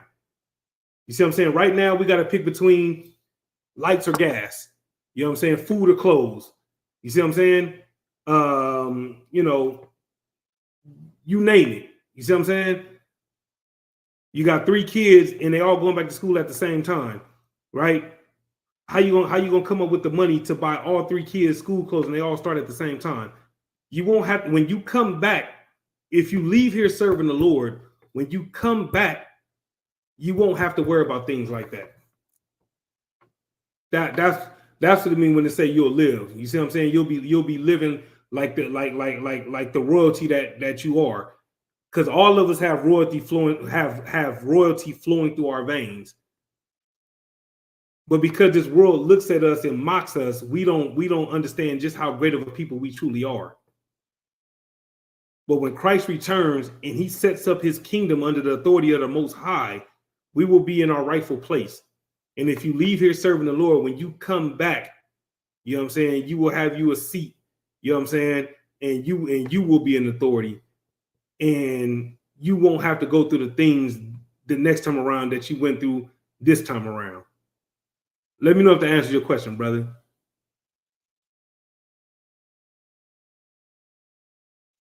Yeah, so okay, what else? Let me see. And just remember how the Most High brought our forefathers out of Egypt gives me strength. Yeah, listen, this is why, you know what I'm saying, these classes are so important, because every now and then you might say, damn, I heard that class before, right? But sometimes you might need to hear it again, because you might have forgot. You know what I'm saying? It happens, you know, because with all these schools that's been set up, I mean, you got classes going on all day, every day. So it's hard to keep up. You know what I'm saying? Notes get old, papers start to get torn up and faded and all that. So you might not remember all the precepts that you wrote down. You see what I'm saying?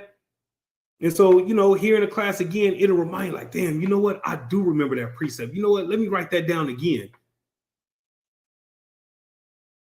You see what I'm saying? Even us as teachers, guess what? We're still students. You get my point? So, Most High in Christ. All right, so we done there. All right, cool. Let's go to Job chapter 40 and verse 6. Job chapter 40 and verse 6.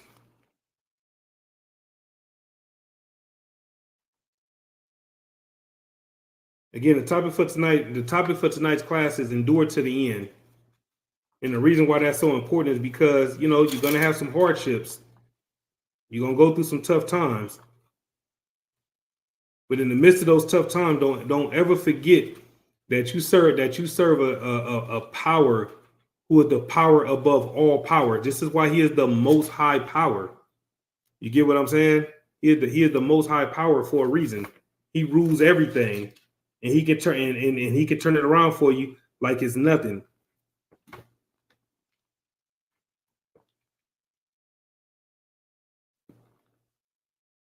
Let me see. All right, going to the book of Job, chapter 40, I believe I said. Yeah, 40 and 6. All right, this is the book of Job, chapter 40 and verse 6. Then answered the Lord unto Job out of the whirlwind and said, verse 7, gird up thy loins now like a man. I will demand of thee and declare thou unto me. Meaning what? While you sitting around and you feeling sorry for yourself and you kicking yourself and, you know, you going through all these things, and nobody's saying that the thing that you're going through are easy. Nobody's saying that at all. Nobody's telling you not to care. Nobody's saying that you're not allowed to, you know, have a moment of sadness or a moment of anger or frustration. You see what I'm saying? We in hell, man. We in goddamn captivity. You know what I'm saying? Like I mentioned the scripture earlier. Surely oppression maketh the wise man mad. So niggas naturally is gonna be mad as hell because of the consistent and constant oppression. Every time you go through one obstacle, here comes another one. And so that can get frustrating. You see what I'm saying? But the Lord told Job, man, to gird up thy loins, meaning what? Man, cut the shit. All that beating yourself up and all that feeling sorry for yourself, man, pick yourself up, man, and dust yourself off. Get back on that bike, man, and keep going. That's the thing. You see what I'm saying? In life, you're going to take some L's. But that's okay, though, because the Lord is on your side. And when the Lord is on your side, even in them L's, you win. Because what? You learn something from those L's. They just make you stronger. And it gives you that wisdom. So then that way, if you see the next brother going through somewhere, it look like he better go through something similar. You know what I'm saying? You can put your arm around that brother and say, hey, let me holler at you real quick. And drop that knowledge on that brother. And through that knowledge, Lord, allow that brother won't have to go through what you went through. You get what I'm saying? And so that's why scriptures like this is so important. Shake it off. You know what I'm saying? You gotta shake all that shit off. You know what I'm saying? Shake all that shit out your mind and stop letting it control your actions. Because a lot of times in our anger, in our frustration, in our sadness, we'll find ourselves flashing at people for no reason. Person ain't did nothing to you, and you find yourself flashing. Then you look back like, damn, I've been an asshole. Person didn't even do nothing to me. Damn, now you sitting there feeling stupid because you didn't flash on somebody for no reason. You see what I'm saying? And a lot of times it's the one closest to you. You know what I'm saying? The one that got your back the most. You know what I'm saying? They're just trying to be in your corner and let you know that they in your corner. You know what I'm saying? Because you in the midst of your anger and your frustration, you flash on them. Then you got to realize, like, damn, I was tripping. You know what I'm saying? And when that happens and you realize that you're tripping, you know what I'm saying? You make sure that you go back and let that person know, hey, you know what, man, I was wrong for that. I apologize. You know what I'm saying? I was tripping. You know, I was letting them things get the best of me at that time, but I snapped out of it. I'm good now. You know what I'm saying? Thank you for not leaving my side. Thank you for being in my corner. You know what I'm saying? Thank you for having my back. I appreciate it. You see what I'm saying? And you just keep it pushing, you know? So that we ourselves glory in you in the churches of God for your patience and faith in all your persecutions and tribulations that ye endure. Boom, there it is there. I think I got that in this breakdown. If I can stop ranting and get to it, I believe. But that's definitely an excellent precept. All right. All right. So from there, let's go to Ezekiel chapter 18 and verse 24. And listen, here's another thing that's important as well, right? Understand that in the midst of you going through, you know what I'm saying, your tough times and your hardships and all those different things, right? In the midst of all that, right? If you say or do something wrong, it might not be unlawful, you know, but it wasn't in the right spirit, right? And you have an opportunity to step back and think about it, and you realize, like, damn, you know what? I could have handled that better, right? I could have went about that better. I should have went about that better. Don't be so prideful to the point to where you think that you can't apologize. You know what I'm saying? A simple, heartfelt apology that you actually meant actually goes a long way. You see what I'm saying? A lot of times things get broken because a brother or a sister is not willing to apologize.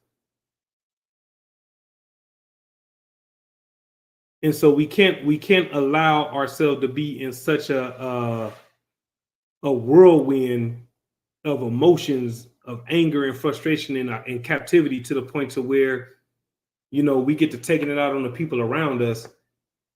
And when we have a moment of clarity and realize, like, damn, man, I've really been tripping.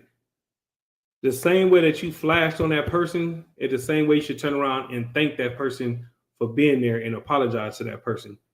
You know what I'm saying? Whether you're a sister who didn't flash on her husband, or your brother that you know what I'm saying, that flashed on your wife. You see what I'm saying? It's okay to let them know that you know what I'm saying, that you apologize and that you appreciate them and that you thank them, you know what I'm saying, for being in your corner.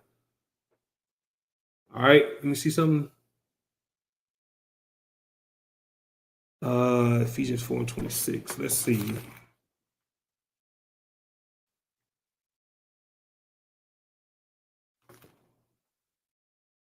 Ephesians 4:26. Be angry and sin not. Let the sun not go down upon your wrath. Yes, that is absolutely a precept for what I was talking about earlier. You see what I'm saying? Like, okay, you got to remember, you know, again, going back to Ecclesiastes, the 7th chapter, right? surely oppression maketh a wise man mad, right? So the Most High understand that you're going to have moments where you get mad, right? However, being mad does not give you the green light to sin. How do we know? Ephesians 4:26, the perfect precept. Be ye angry and sin not. So being mad or going through things does not give you the green light to sin. You get what I'm saying? So yes, that is a precept. Yeah, well, okay, no, flash mean like, okay, so let's just say you come home from the slave, right? And you just didn't have like a hell of a day where everything that could go wrong did go wrong, right? And you get home, right? And your husband say, hey, how you doing today? You know what I'm saying? Or hey, how good evening or whatever, right? And you just start going the hell off. All the nigga said was, hey, how you doing? Or hello or something like that. And you just go off. That's what it means to flash on somebody, right? You come home, right? And somebody drank the last of the goddamn Kool-Aid and didn't make no more. And you slamming refrigerator doors and you throwing shit outside. Goddamn kids, why the fuck you didn't make no more Kool-Aid? Got the hard-head ass kids. And you throwing shit, you pouring all the sugar down the damn drain. You know what I'm saying? You kicking trash cans and all that old shit. You know what I mean? You had a piece of sandwich in the refrigerator. You were so busy at your slave, you didn't have time to get some lunch. So you like, oh, when I get home, I still got that Subway sandwich from yesterday. Man, I'm hungry as hell. I can't wait. I got the sun chips on deck. You know what I'm saying? I got me a goddamn juice box in that thing. Man, I'm finna go home and get busy. And you go home, right? And not only is the goddamn Subway gone, right? The bag of sun chips is sitting on the counter with 2 chips left in it, right? And you got half a juice box. And you just go stone cold goddamn nuts and just get to just losing your mind. And you got everybody in the house running and ducking for cover because you just on a goddamn rampage, right?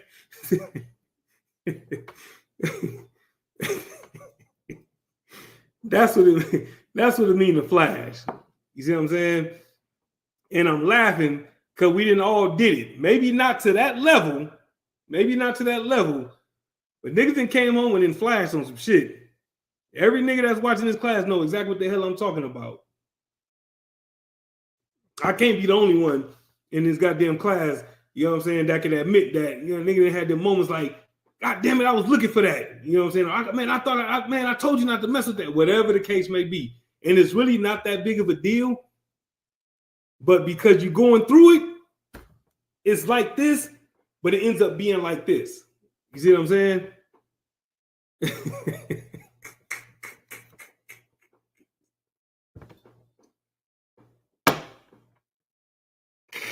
Oh shit, man! Listen, well, I remember that, boy, mom, boy, and then we used to try to hide the cookie packs. Hey, you eat the cookie packs and then hide the pack up under the goddamn couch and want to know why it's ants everywhere. So you just turned a bad situation into a worse situation because it's ants everywhere. So you done ate the cookies, tried to hide the packs, so now it's no more cookies and it's ants. Oh, nigga, you finna get your ass whooped now. It's not now it's on. You get what I'm saying? Hey, listen, everybody that's watching this class that's a parent got a stash in their room, some goddamn where. Somewhere. I wouldn't give a damn if it was a pack of now-laters. You know what I'm saying? Some goddamn juju bees. You see what I'm saying? Them shits is in the room somewhere in your secret stash spot. You know what I'm saying? That you looking for that the kids can't get through. Man, I'm gonna hide this somewhere where I know them kids ain't gonna look. I got a perfect goddamn stash spot. You see what I'm saying? Listen, as a parent, you gotta fuck around and have a safe in your room with all the snacks in it. You see what I'm saying? You gotta fuck around. Listen, when you leave the house, you gotta put everything in the safe. You gotta put them goddamn laser beams around your shit. And your kids gonna still find a way to goddamn tumble and bear crawl through all the goddamn little green lines and all that shit. And they still gonna crack your safe and they still gonna eat your goddamn Nutter Butters. Guaranteed. He said he was a lion. That's funny. Hey, listen, man, I'm laughing because this right here, what the brother's talking about, man, I've been through that. I remember we would go shopping, man, and I would listen. Everybody liked what they like, right? And I'm kind of sidetracking a little bit. I really back in a second because what this brother's saying is something that we all can relate to. You know how you go to the store and moms will say, "Hey, pick your favorite thing," and you get your thing, and then your brother get his thing, whatever the case may be. Everybody got their favorite thing, right? Listen, this right here, this is mine. Don't touch. Do not touch it. Right? Okay, nobody gonna touch your shit. Damn, you trip. Stop tripping. A couple days later, they done ran through all their shit. And your shit sitting up there, and to them, it's shining. It looked like new money. You know what I'm saying? It looked like a vault full of gold. And your shit just sitting up there minding its own business. You had some goddamn taste of rainbow sitting up there for about 2 weeks. Shit. That nigga must don't want them. Fuck around and eat the taste of rainbow, man, it's over with after that. See what I'm saying? And next thing, now it's on and cracking. You see what I'm saying? Now can't nobody go outside because you gotta clean up. Been through that. But see, not only we had to clean up, we got our ass whooped too, though. Damn, we didn't have to do the toothbrushes. That's some next level right there. But we damn sure had to clean up, but we couldn't even go outside. You better not even ask, because then you're gonna have to stay out, you're gonna have to stay in the house for the next day. And don't let it be the summertime, because you're gonna hear all the kids outside playing. Everybody got bikes now. When you was able to go outside, don't nobody got no bike. But because you on punishment and you can't go outside, the whole goddamn block got bikes. And they put the goddamn milk carton in the spokes so they can make all that noise. And you sit in the house mad as hell. And don't let your mama see you with that look on your face, because she gonna tell you, you better fix your goddamn face if I really give you something to turn your face up about. We all done been through it, especially Judites. I know y'all know what I'm talking about.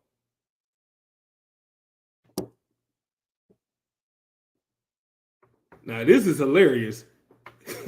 You hide it so good, you forget where you hide it at. Now you or no one else can have it. Listen, man, you didn't hid this shit so good, you didn't hid it from yourself. And then by the time you find it, that shit got cobwebs on it. The shit then grew legs and walked away. You don't know where the shit is at now. Everything it's just gone. You know what I'm saying? The goddamn, you had a pack of cookies, and now that shit this big. Ain't nothing but dust. You go to open that shit up, you get choked out by the goddamn the dust from the bottom of the damn cookie pack. So yeah, definitely. Everything that y'all saying is on point, which lets me know, you know what I'm saying, we all grew up the same in some way, shape, or form. All right, let's get back to these scriptures. The sister asked one question, and she took us down this road right here. So, you know what I'm saying, the water top mind about for that, because we all took a trip down memory lane real quick. All right, let's get some more. This is, what I say, Ezekiel 18 and 24. But when the righteous turneth away from his righteousness and committeth iniquity, and doeth according to all the abominations that the wicked man doeth, shall he live? All his righteousness that he hath done shall not be mentioned. In his trespass that he hath trespassed, and in his sin that he hath sinned, in them shall he die. Right? Meaning what? You come in here, you say, man, I'm ready to serve the Lord. Right? Come in here, clean yourself up. Right, you get you a Hebrew name. You know what I'm saying. You're doing your thing. You walking that righteous path. You're on the right hand side of everything, and you start going through a few things. You start to get weaker and weaker and weaker, and you mess around and leave. And in the midst of you leaving, right, you start committing all kinds of abominations. Right, the things that you did on the right hand side is not what was going to be talked about and what's going to be remembered. The things that you did on the left-hand side is the thing that's going to be remembered, and it's going to supersede the things that you did on the right-hand side. Why? Because the things that you did on the left-hand side is after all the things that you did on the right-hand side. Meaning what? You came in here, you learned the law, statutes, and commandments, so you stopped getting shape-ups, you stopped cutting your beard, You stop messing with heathens. You stop doing all these things. You put away the holidays. You put away all the unlawful foods. You stopped doing all these things. And because you weren't strong enough to endure the hardships, you did a 180.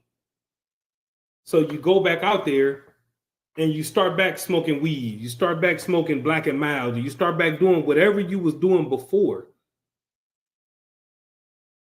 But it's worser now. Why is it worser? Because now you know better. It was still bad when you didn't know better, but it's a whole lot worser, you know what I'm saying, when you do know better and you do these things anyway. You get my point? And so that's what goes to the forefront. So, what did we just learn from Ezekiel 18 and 24?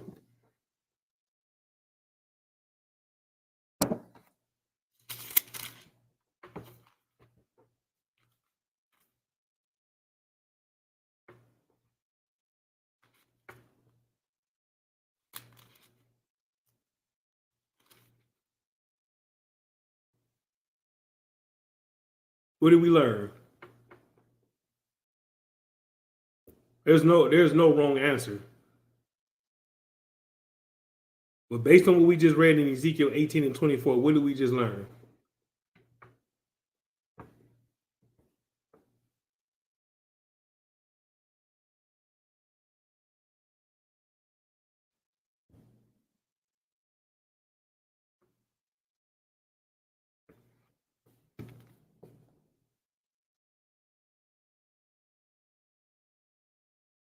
Yeah, a couple more seconds. I'm gonna give it to you. All right. Because I've been doing so much ranting and shit like that. You know what I'm saying? I'm starting to come up against the clock. All the unfaithful should die now. Yeah, that's a perfect precept. But what does that mean exactly?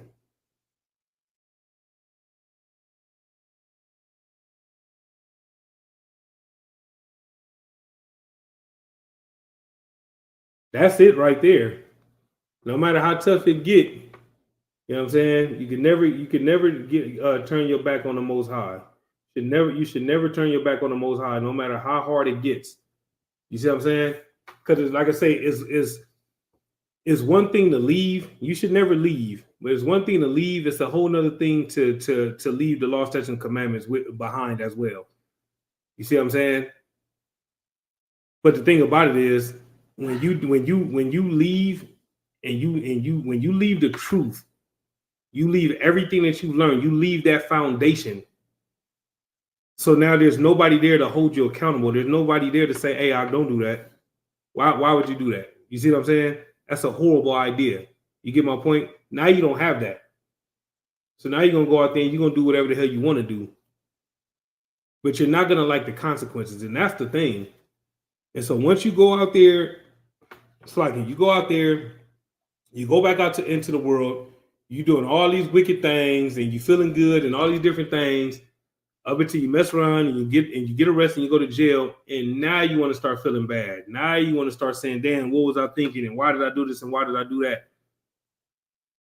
When in reality, all you had to do was just hold your post. That's all you had to do. Just hold your post, man. Pick up the phone and get some counsel. You get what I'm saying? There are some excellent counselors in this school. You know what I'm saying? From General Muhammad to Captain Cesariak, Captain Gadalhar, Captain Sakawar. I mean, there's a whole bunch of them. You get what I'm saying? And any of those brothers, you know what I'm saying, will give you the wisdom and the knowledge and the understanding that you need to overcome whatever it is that you're going through. You get my point? That's the thing about being in this school. You have access to brothers that you wouldn't have access to if you was in the world. You see what I'm saying? Let me see. Yeah, that's the thing. You gotta go through that fire, you know what I'm saying? And you still gotta follow the Most High. You know what I'm saying? No matter how hot that seat get, you know what I'm saying? And sometimes that seat do get hot. You know what I mean? But you gotta endure. It's all about enduring. All right. Let's go to Luke chapter 13 and verse 22. All right. We got a couple more scriptures. I think I'm gonna be able to get through this whole class despite all the sidebarring I was doing. A couple more scriptures, man. We can wrap this class up. All right, let's get Luke chapter 13 and verse 22.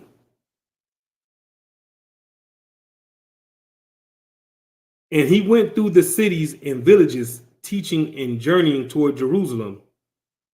Verse 23. Then said one unto him, Lord, are there few that be saved? And he said unto them, verse 24, strive to enter in at the strait gate, for many, I say unto you, will seek to enter in and shall not be able. You see what I'm saying? This is Christ telling the people, you have to enter in at the straight gate. And everybody's not gonna be able to enter in at the straight gate, because what starts to happen is once they start to go through them fiery trials, they're not gonna have the strength that it requires to walk into that straight gate. There's a fine line that you have to walk. You see what I'm saying? And there's gonna be temptations all around you.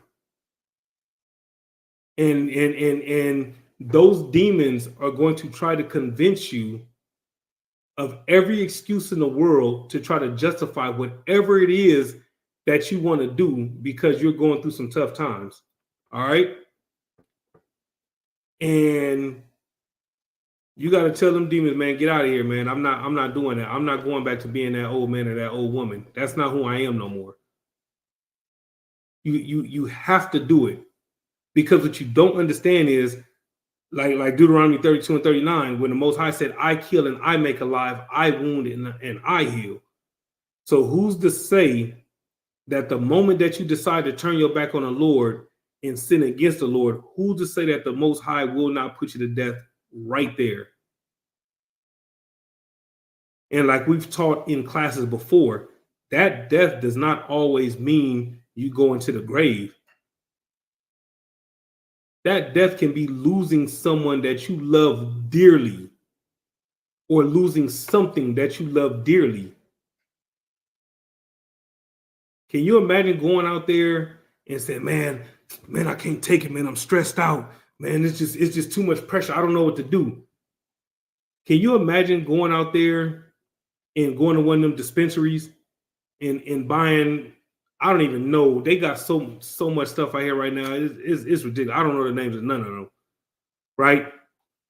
But can you imagine going out there and you go to the dispensary because you're stressed out and you don't know what else to do, so you're gonna turn to what you know best, which is getting high. Can you imagine going to the dispensary and you didn't bought the weed that looks, it's like a combination of purple, green, and blue all in once. Some new shit that they didn't put together, right? And you want that one because that's the shiny new thing that everybody's trying. That's the shit that rappers talking about in their songs, right? And so you get you some of that, and you get you some blunt wraps, and you get in the car, and you crying and you stressing, and you just don't know what to do, and you twisting and twisting and twisting, and you put that blunt in your mouth, and you light that blunt, and you take that first pull off that blunt, and as soon as you inhale it, you have a stroke right then and there. And so in the midst of you having a stroke, you drop the blunt in your lap. So because you're having a stroke, you can't pick up the blunt that fell in your lap. And so now the blunt then set your pants on fire because you got these tight ass pants on, right? And so now you having a stroke. So you going through it. So you're having a stroke, you know what I'm saying? The blunt, because it's some kind of chemical weed with all kind of shit in it. It didn't caught fire. So now your pants is on fire. You know what I'm saying? So now your package is on fire. So now you didn't have a stroke and burnt your package off all at the same time. Now, as a man, if that don't sound like death right there, you know what I'm saying? Like you done lost the feeling in one half of your body. You know what I'm saying? And now that man part ain't working no more. Man, listen. And all them chicks that you thought was in your corner, that you thought loved you so much, they're gonna all leave. Because all you was good for was a good time, and now they all gone because you can't give them a good time no more. This thing said top ramen gorilla glue. I say, hot damn. That's wild right there. Yeah, this right here with the sister saying, this right here is definitely an example of a fiery trial right here. This is something that requires a certain level of strength. If you serve the Lord and you got people in your family telling you that you don't love them because you choose to serve the Lord over serving them. First of all, not only are those people selfish, but they really don't believe in the Most High. Because if they did, you know what I'm saying, they wouldn't ask you to choose them over serving the Most High. You get what I'm saying? But it puts you in a situation to where it's like, damn, what am I gonna do? Damn, what do I do? If you don't have the seasoning, it's like, damn, what do I do? Do I apologize to my family? And do I go ahead and celebrate Mother's Day? Do I bake my mom a cake and go over there with these balloons and all that? Or do I stand with the Most High? If I stand with the Most High, they all gonna hate me. But if I go over there, my family gonna love me. And I'm gonna tell you every time, stand with the Lord. You know why? Because the Lord will give you a whole new family. Whole new family. You get what I'm saying? You'll have a better relationship with that new family than you did with your old family easily. Because nobody in your new family is going to try to use you or get over on you and take your kindness for weakness. You see what I'm saying? They'll treat you like the brother that you are. They'll treat you like the sister that you are. And listen, and that right there is an excellent scripture. I will laugh at your calamity. I will mock when your fear cometh. And I mean, it's that simple. The Lord gonna sit back. He gonna say, "Damn." That's like he gonna shake, and he gonna shake his head like, "Dumbass nigga." And in reality, that's what we should be saying to ourselves when we learn this truth, and we decide to go against this truth. You should. I mean, man, listen. Lord be with you, brothers, man. You gotta stand tall and you gotta stand strong and you gotta endure. You see what I'm saying? Christ did what he did so that you can have an opportunity to be here today. None of us would be in these classes today if it wasn't for the sacrifice that Christ made. And you know why you look so weak if you leave the truth? Because nobody's asking you to sacrifice your life. Not literally, at least. Christ sacrificed his life literally so that we could be sitting in this class right now. And you're required to sacrifice your life figuratively. And you too much of a coward to endure a little bit of hardship. That let me know that you wasn't strong enough to be with Christ when Christ was out there teaching on them streets and feeding the 5,000. You wouldn't, you know what I'm saying? You wouldn't have had the nuts to do it. You see what I'm saying? Christ made the ultimate sacrifice. And all you're required to do is give up shrimp. Do y'all even know how? Have y'all even ever really looked at a shrimp and looked at how dirty they are? Some of these fish markets don't even thoroughly clean their shrimp in the first place. So a lot of y'all is eating shrimp shit. Fried shrimp shit is what y'all niggas is eating. That's what y'all don't even know. And some of y'all know and y'all just don't care. Because the oppressor told y'all that it was a delicacy. And in reality, nigga, you eating fried battered doo-doo is what you niggas is eating. What you figure? Put some hot sauce on it, pray on it, you know what I'm saying? And put a little Tabasco sauce with some ranch on it, and everything is good, huh? And wonder why you can't get that goddamn stank off your breath. You done scrubbed your tongue with goddamn bleach. And you wonder why when you talking to niggas want to step to the side and slip and shit like you throwing punches at them. Nigga, because your mouth is kicking. That's why. From eating all that nasty ass shrimp and pork and all that other shit you've been eating. You get what I'm saying? That's all you're being asked to do. Endure. That's it. All right, let's get some more. Right, I got a few more scriptures, man. Let's get some more. Let's get Ecclesiastes 5:19.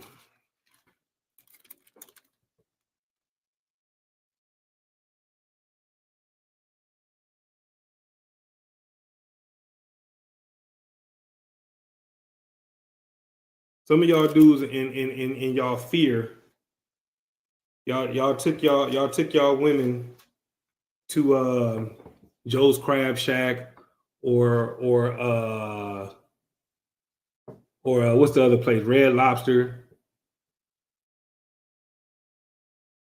Wow, this is wild right here. She's saying that now, but boy, listen, man, I got a story that I could tell that's kind of like that lines up with what you're saying, but for time's sake, I won't get into it. Lord allow, I'm able to teach a class next week, and I might get into it then. But yeah, that way of thinking right there is easy to say that until reality sets in, and then you want to take it back. But I can relate to that right there. But some of you cats, you know what I'm saying, in y'all weakness because y'all was scared of getting kicked out the house. Y'all took y'all woman out to Red Lobster or wherever, and you let her buy all them you know what I'm saying, it was Lobster Fest or whatever the case may be, and you let her spend all your money on that nasty ass seafood.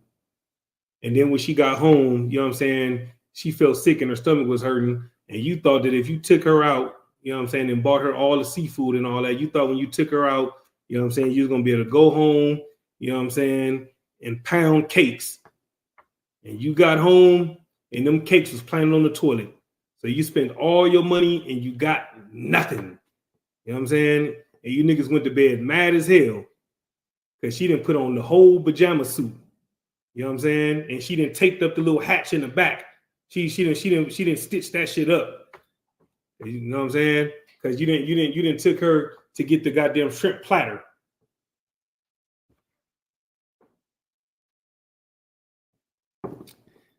Man, hey, listen, Lord allow through you, that sister comes into the truth. Lord allow. Yeah, you right about that. You are 1000% correct about that. Boy, let me tell you something. We're not even gonna talk about that, I rock. But what you saying is real talk though. We listen, because we can finish the rest of the class, you know what I'm saying, going that route. But for time's sake, we ain't even gonna do that. That's easy work right there. But you know what I'm saying, we're gonna stall the sisters out. We're gonna stall the sisters and they faulty ass pH balance from eating all that seafood. We're gonna stall them out. You see what I'm saying? Because some of the pH balance is off already anyway from the tons of loads that they didn't injected. But that's a whole nother conversation for another day. We're gonna stall the sisters out this time. All right. Where we at? Where we at? Ecclesiastes 5:19. Let me see something. Where we at? 5:19. All right, here we go. Ecclesiastes chapter 5 and verse 19. Every man also to whom God hath given riches and wealth, and hath given him power to eat thereof, and to take his portion, and to rejoice in his labor, this is the gift of God, right? Verse 20, for he shall not much remember the days of his life, because God answered him in the joy of his heart. This is what happens when you endure. When you endure, you know what I'm saying, you are rewarded for enduring. We have to stay strong and we have to continue to walk the walk. We got to continue to walk that fine line. We got to serve the Lord, serve the Lord, serve the Lord, serve the Lord, no matter what. No matter how hard things get, no matter how bleak things look. Everything around you might fail, but the Most High will never fail. You can always count on the Most High. But this is what you have to understand, though. This is something that's very, very, very, very, very important. This is something that I have to remind myself of 7 years later. The Lord has allowed me to be in this school for 7 years. And Lord allow, if Christ ain't returned, I'm here for another 7 years and longer than that. But this is what we have to understand. if we stand with the Most High will stand with us, and he will never forsake us, right? That's without debate, right? But this is what we have to understand. The Most High does not work on your time. He does not fix it when you want him to fix it. That is not how that works. The Most High does not work on your schedule. You work on his schedule. You get what I'm saying? This is something that we have to remind ourselves of every time we say, man, I've been praying. I've been paying my tithes. Why won't he bless me with this woman that I've been begging for the last 2 years? And what you don't understand is he's answering your prayers by not giving you that woman. You want to know why?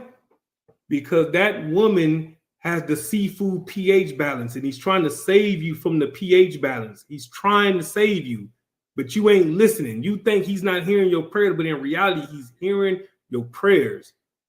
But you got to understand that the Most High does not work on your time. The Most High loves the 12 tribes of Israel. But again, he's the father, and we're the children. We have to obey him. He set these rules in place.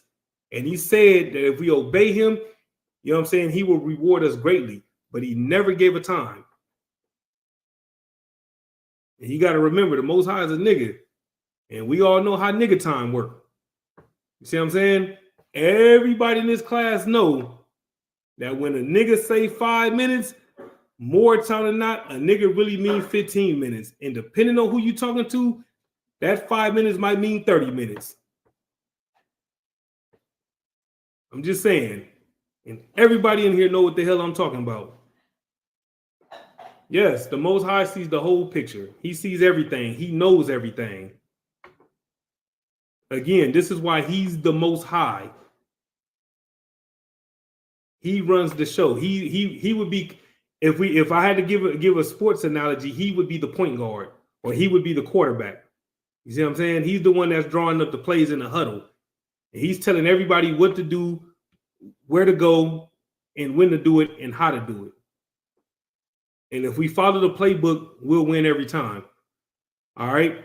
I had a couple more scriptures, but for time, I don't want to run too far with the time.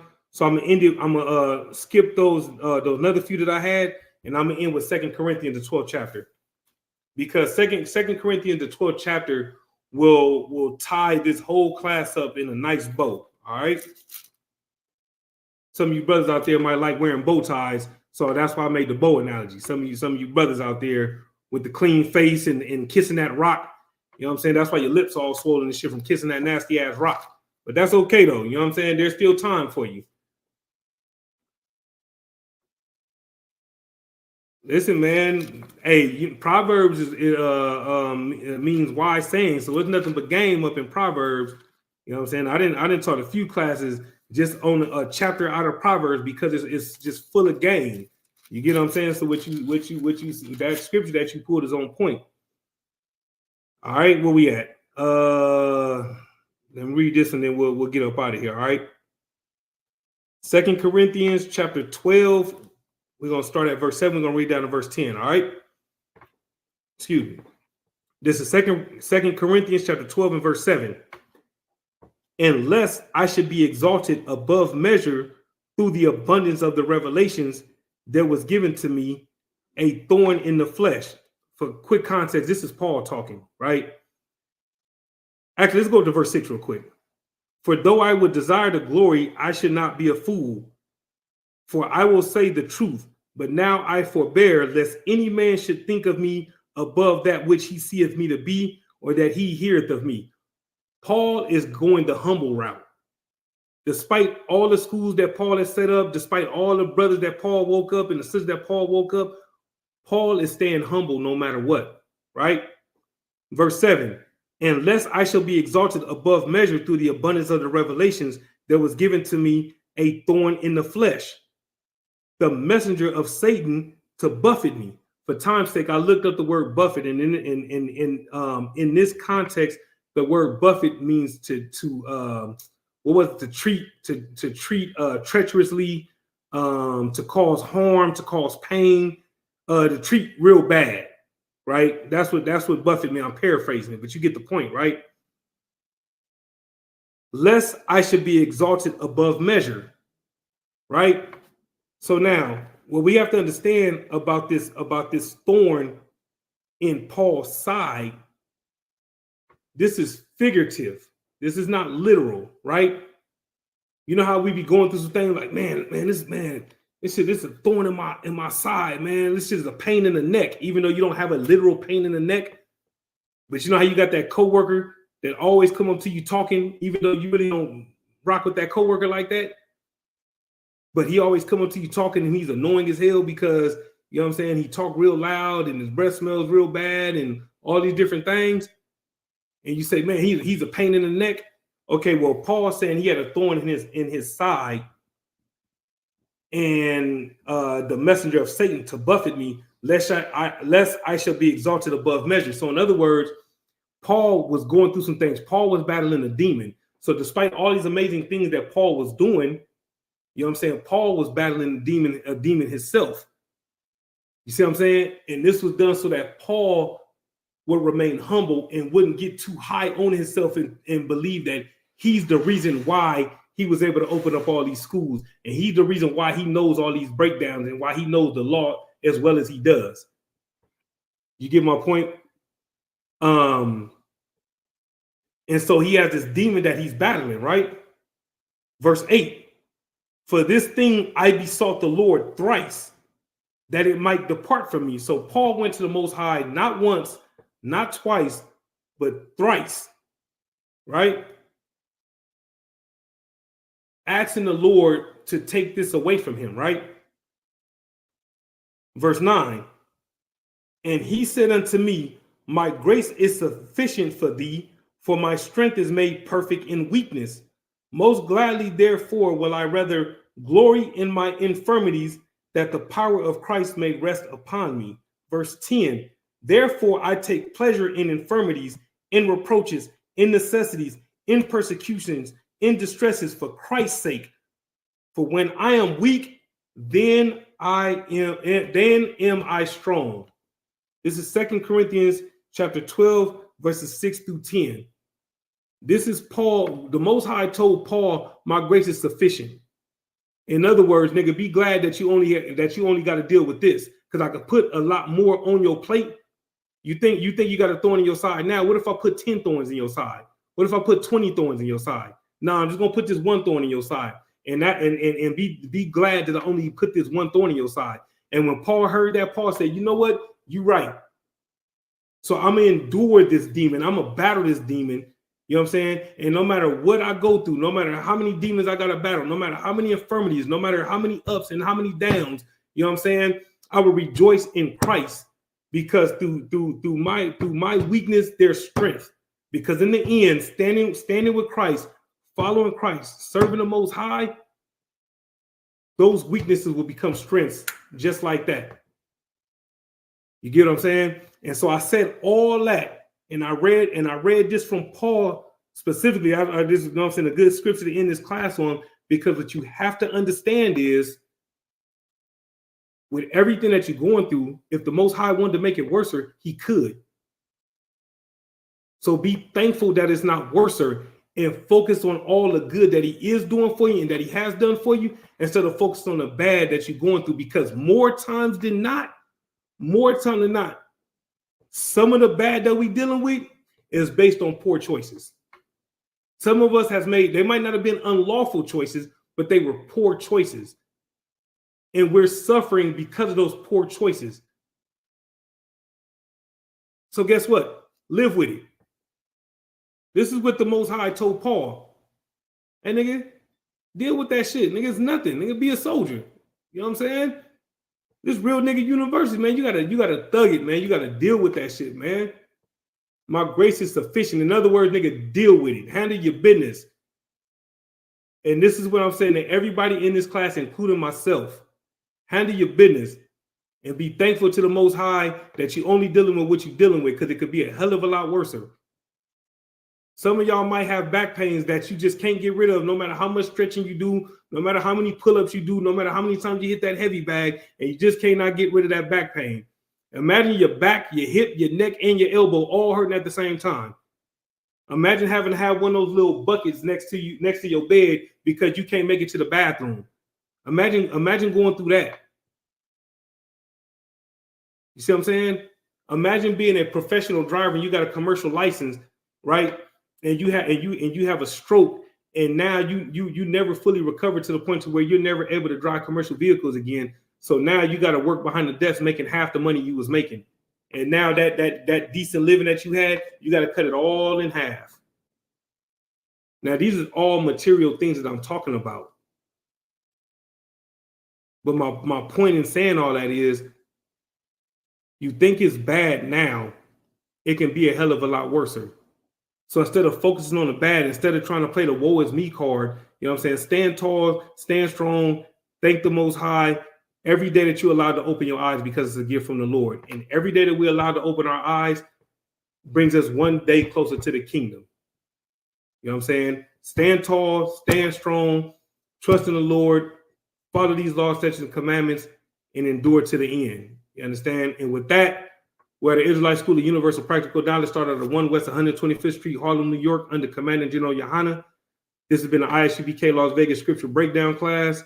You know what I'm saying? I am Priest and Officer Shabal, holding it down in Las Vegas. We have class in the Las Vegas area every Tuesday, Wednesday, and Thursday from 7 to 9 p.m. Tuesday is the Brotherhood class. Wednesday is the Biblical Law class. And Thursday is the Scripture Breakdown class. All right? You know what I'm saying? Make sure you like, share, and subscribe to all our social media platforms. ISUPK Las Vegas on Facebook, Las Vegas Israelites on YouTube and TikTok, and ISUPK Las Vegas on Twitter and Instagram as well. All right, Lord allow, hey, Most High in Christ, I appreciate that. The water, all credit to the Most High.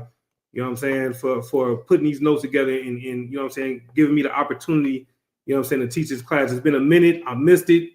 I apologize for going over the time, man. It's been a long time, man. Feel good to do this again. Lord allow, I'll be with you, brothers and sisters, next week. You know what I'm saying? But until the next time, Lord be with you, brothers and sisters. You know what I'm saying? With that, shalom. Yahweh Ba'Shem Yahushua brought a thumb to the brothers. Shalom. Yahweh Shema Allah thumb Ba'Shem Yahushua to the sisters. All right? Shalom, Israel. Lord be with y'all.